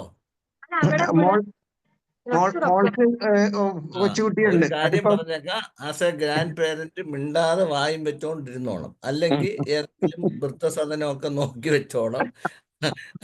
അവരെ താലോലിക്കാനും ഇതിനുള്ള അവകാശമേ ഉള്ളൂ, മനസ്സിലായോ? ആ, കുറ്റം പറയാനും പിന്നെ അടിക്കാനും തല്ലാനും അതിനൊന്നുള്ള അവകാശം ഇല്ല. അതുകൊണ്ട് മാനം മര്യാദയ്ക്ക് അടങ്ങി ഒതുങ്ങി ഒക്കെ നിങ്ങൾക്ക് ചുമ്മാ സജഷൻസ് പറയാം, അല്ലാതെ വേറെ ഒന്നും. സജഷൻ എന്ന് പറഞ്ഞാൽ ഒരു പ്രാവശ്യം, ഒറ്റ പ്രാവശ്യം പറഞ്ഞിട്ട് മിണ്ടാതെ നടക്കുക. അവർക്ക് അവരുടെ കുട്ടികളെ അടുത്താക്കുക. അവര് നിങ്ങൾ വളർത്തിയത് ശരിയായില്ല എന്ന് പിള്ളേർ വിചാരിച്ചുകൊണ്ടിരിക്കുക. അത് അവർക്ക് 40 വയസ്സ് കഴിയുമ്പോഴേ എൻ്റെ അച്ഛൻ വളർത്തിയതായിരുന്നു ശരി എന്ന് തോന്നുന്നത്. പക്ഷെ ഇപ്പൊ അവർക്ക് നിങ്ങൾ വളർത്തിയത് ശരിയല്ല എന്നുള്ള ധാരണയിലാണ് ഇരിക്കുന്നത്, മനസ്സിലായോ? ആ.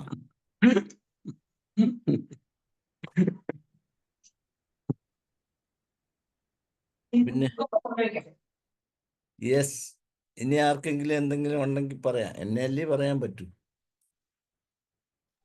ആര്? ഇന്ദിരാദേവി, പിന്നെ ആരുണ്ട്? ആ വന്നിട്ടുണ്ട്, ചെറുപ്പക്കാരൻ വന്നിട്ടുണ്ട്. പറയൂ സാർ. Thank you sir. വളരെ സന്തോഷം സാറേ. കുറെ നാളുകൾക്ക് ശേഷം സാറിന്റെ ക്ലാസ് കിട്ടി. പ്രത്യേക അഭിനന്ദനം. ഒന്നുകൂടെ പഠിക്കാൻ പോകണമെന്നൊക്കെ തോന്നുമോ ചിലപ്പോ? പല ക്യാപ്സൂൾസും പറഞ്ഞു തന്നല്ലോ. മെനഞ്ഞാന്നേ ഒരാഴ്ചക്കാലം ഇല്ലേ സാറ്, മെനഞ്ഞാന്ന് സാറ് മറ്റേ പോസിറ്റീവ് കമ്മ്യൂണി കയറിയായിരുന്നോ? അവിടെ ഞാനൊരു ടോപ്പിക് എടുത്തായിരുന്നു, കേട്ടായിരുന്നു എന്തുവാന്ന്? രാവിലെയാണോ? രാവിലെ ഗ്രേ ഡിവോഴ്സ് എന്ന് പറഞ്ഞിട്ട്, അതായത് 40 വയസ്സിന് മേളിലുള്ളവർ, 40-50 വയസ്സിന് മേളിലുള്ളവരുടെ ഒത്തിരി ഡിവോഴ്സ് ഇപ്പം നടക്കുന്നുണ്ട്. അതായിരുന്നു വിഷയം. അപ്പം അത് കിടപ്പുണ്ട്, ഇതില് യൂട്യൂബിൽ കിടപ്പുണ്ടെന്ന്. നോക്കാം. അല്ലല്ല പറയാ, അവൻ ഗ്രേ ഡൈവേഴ്സ് ആയിരുന്നു വിഷയം. അപ്പൊ അത് എന്തുകൊണ്ടാണ് അതിപ്പം നടക്കുന്നത്, പിന്നെ അതുകൊണ്ടുള്ള എന്തൊക്കെ അവസരങ്ങളുണ്ടെന്നൊക്കെ പറഞ്ഞു കൊടുത്തായിരുന്നു. അതുകൊണ്ട് സാറിന് കേൾക്കാതിരുന്നെങ്കിൽ നഷ്ടമായിപ്പോയി. അതെ. ഞാൻ നോക്കാം സാറേ. ഒരു ആയുഷ്കാലം മുഴുവൻ അധ്യാപക വൃത്തിയിൽ നിന്ന് ആർജിച്ചത് മുഴുവൻ ക്യാപ്സൂൾ ഫോമില് ഇപ്പൊ പകർന്നു. അത് വളരെ വളരെ സിമ്പിളായിട്ട് സാറിൻ്റെതായ തനതായ ഒരു ശൈലി ഉണ്ടല്ലോ, അത്യാകർഷകമായി എല്ലാവരും ശ്രദ്ധിക്കുക. അറിയുന്നവരെല്ലാവരും അൻസാരി സാറിന്റെ ക്ലാസ്സാന്ന് പറഞ്ഞാൽ ആ ക്ലാസ് ഒഴിവാക്കില്ല. തീർച്ചയായിട്ടും സരസമായ ആ ശൈലി അത് ആകർഷകമാണ്. എന്തായാലും പ്രത്യേകം അഭിനന്ദനം പറയുന്നു, വലിയ സന്തോഷം അറിയിക്കുന്നു. ഒന്നുകൂടെ കാണാൻ കഴിഞ്ഞാലുള്ള ആ സുഖാനുഭവം പങ്കുവെച്ച് നിർത്തുക sir. Thank you so much sir. Ansari sir ടിഎല് ചോദിച്ചു മേടിക്കുന്ന സ്ട്രോക്ക് ഉണ്ട്, അത് കൊട്ടയ്ക്ക് കിട്ടുന്നുണ്ട് സാറിന്. മിണ്ടാണ്ടിരിക്കണവരോട്. അത് കൊടുക്കുന്ന ഒരാളാണ് ജോർജ് സാറ്. സമർപ്പണം കൊടുക്കുന്ന ഒരാളാണ് ജോർജ് സാർ. ജോർജ് സാറല്ല, ഇന്ദിരാദേവി ആരൊക്കെ സാറ് വിളിച്ചത്. ജോർജ് സാറിന് ചെറുപ്പകാലത്ത് ആർക്കും ഒന്നും കൊടുക്കാൻ പറ്റില്ല, അതുകൊണ്ട് ഇപ്പം വളരെ വാരിക്കോരി കൊടുത്തോണ്ടിരിക്കുകയാണ്. പിന്നെ സംസാരിക്കാനുള്ള പറയും. ആരാ ഈ ഇന്ദിരാദേവി? ഇന്ദിരാദേവി നമ്മുടെ ഒരു ആളാണ്. ടീച്ചറാണോ അതോ ഹൗസ് വൈഫ്? LIC ഏജന്റ് ആയിട്ട് വർക്ക് ചെയ്യുന്നുണ്ട്. ഓ, അപ്പൊ പറഞ്ഞ ഇനിയിപ്പോ ഇത് കഴിഞ്ഞ് പറഞ്ഞു തീരുമ്പോ എന്നെ കൊണ്ടൊരു LICയുടെ ഇത് എടുപ്പിച്ചു കളയും. മക്കളുടെ രണ്ടുപേരുടെയും പഠിത്തം കഴിഞ്ഞു, ഇനി കൊച്ചുമക്കളുണ്ട്. അപ്പൊ ഇതെല്ലാം കേട്ട് ഞാൻ സാറിപ്പൊ പറഞ്ഞ പോലെ മിണ്ടാതിരിക്ക്.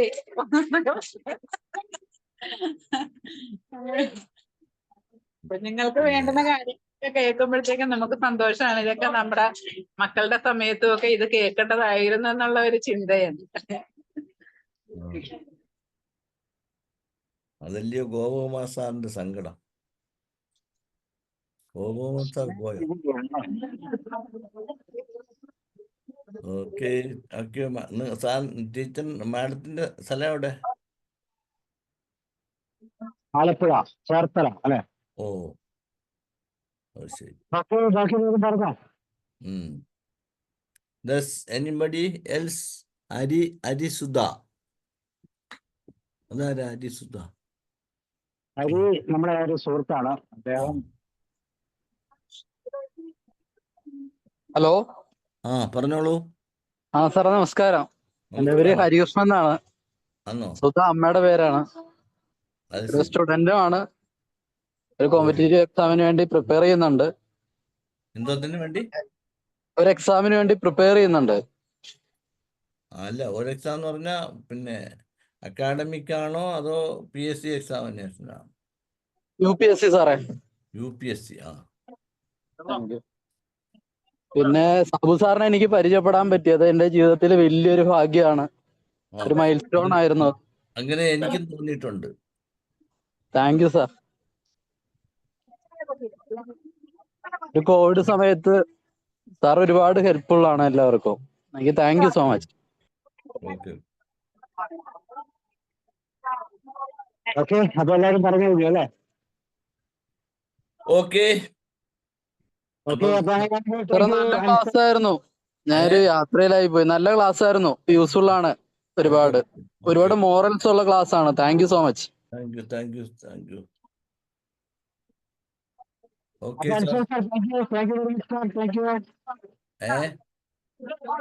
അപ്പോൾ Ansar sir thank you very much പറയായിരുന്നു.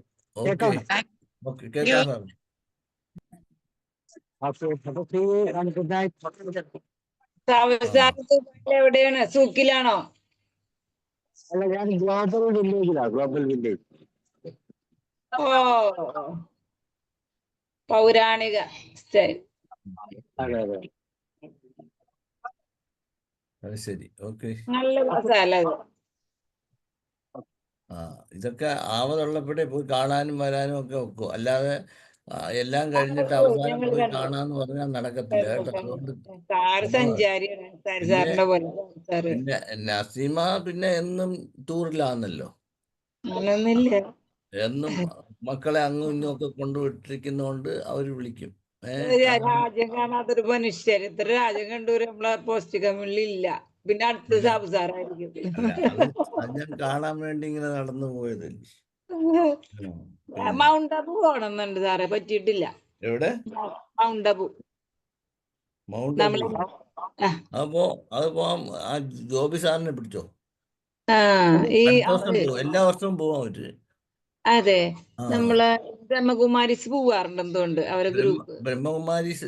ഞാനിവിടെ ബ്രഹ്മകുമാരീസിൽ അവിടെ പോവാന്നുള്ള ഉദ്ദേശത്തിൽ ഇവിടെ ഒരു 40 ദിവസം കളർ മെഡിറ്റേഷനും അതിനും ഒക്കെ പോയതാണ്. പിന്നെ അവർക്ക് ഏതാണ്ട് ഒരു പരീക്ഷയൊക്കെ എഴുതണമെന്ന് പറഞ്ഞ് ആ സമയം എനിക്ക് വേറെ അഡ്മിഷനും മറ്റൊക്കെ ആയത് കാരണം പോകാൻ പറ്റില്ല. അങ്ങനെ ഇരിക്കുമ്പോഴാണ് അത് നമുക്ക് ചുറ്റി വരുന്ന ജോബി സാറ് പൈസയും കൊടുത്ത് ജോയിൻ ചെയ്താ പോകാൻ വേണ്ടി. അന്ന് അവിടെ യാത്രയാവേണ്ടിയ ദിവസം മോള് പിന്നെ UK പോവാ. അപ്പൊ UK പോയപ്പം രണ്ടിലൊന്ന് തീരുമാനിക്കണമെന്ന് പറഞ്ഞു. സാറിന്റെ വൈഫ് പറഞ്ഞു, ഒന്ന് പിന്നെ അബു മൗണ്ട് അബുവിൽ പോയിട്ട് അവിടെ തന്നെ താമസിക്കണോ അതോ തിരിച്ച് വീട്ടിൽ കയറണോ എന്നുള്ളതാണോ ഉദ്ദേശം എന്ന് ചോദിച്ചു. എന്ന് പറഞ്ഞാൽ മോളെ യാത്ര അയക്കുന്ന UK പോകുമ്പോൾ യാത്ര അയക്കാൻ ഇവിടെ ഇല്ലെങ്കിൽ മൗണ്ട് അബു തന്നെ താമസിച്ചോ എന്ന് പറഞ്ഞു. അപ്പൊ അങ്ങനെയാണ് അങ്ങനെ വിളിച്ചു പറഞ്ഞത്. അപ്പൊ എൻ്റെ മനസ്സിൽ എത്രയോ കാലം കൊണ്ട് ഞാൻ പോകാൻ വേണ്ടി, അതായത് സർവീസ് ചെയ്തിരിക്കുമ്പോൾ 10 വർഷത്തിലേറെയായി. അപ്പോഴേ ഞാൻ പോകാൻ വേണ്ടിയിട്ടൊക്കെ പറ്റിട്ട് നടന്നില്ല. അതുകൊണ്ട് ഈ സ്വപ്നമേ കളഞ്ഞു.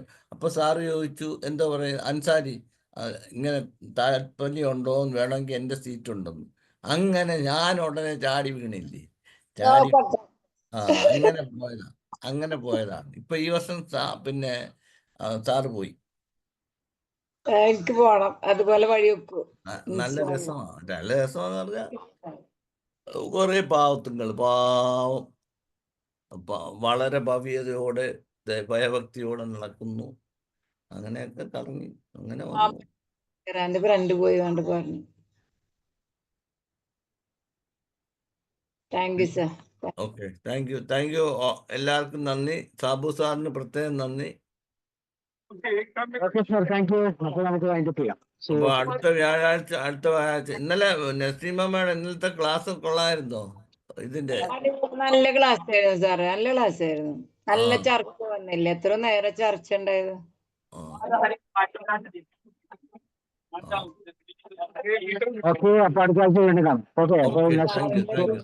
ദുബായ് കാണാത്തവർക്കൊക്കെ ലൈവായിട്ട് കാണാൻ സാറിന്റെ വലിയൊരു സേവനാണ്. മനോഹരമായ സ്ഥലങ്ങളൊക്കെ സാറ് വീഡിയോ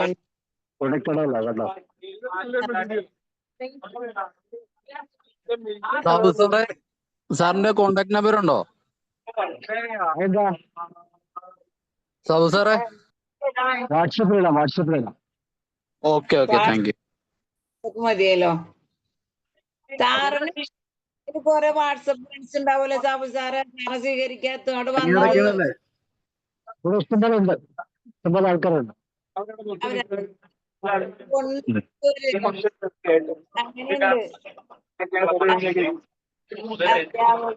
സാറിന്റെ മെസ്സേജ് അടിപൊളി. അതാണ് ഇതല്ല മോള്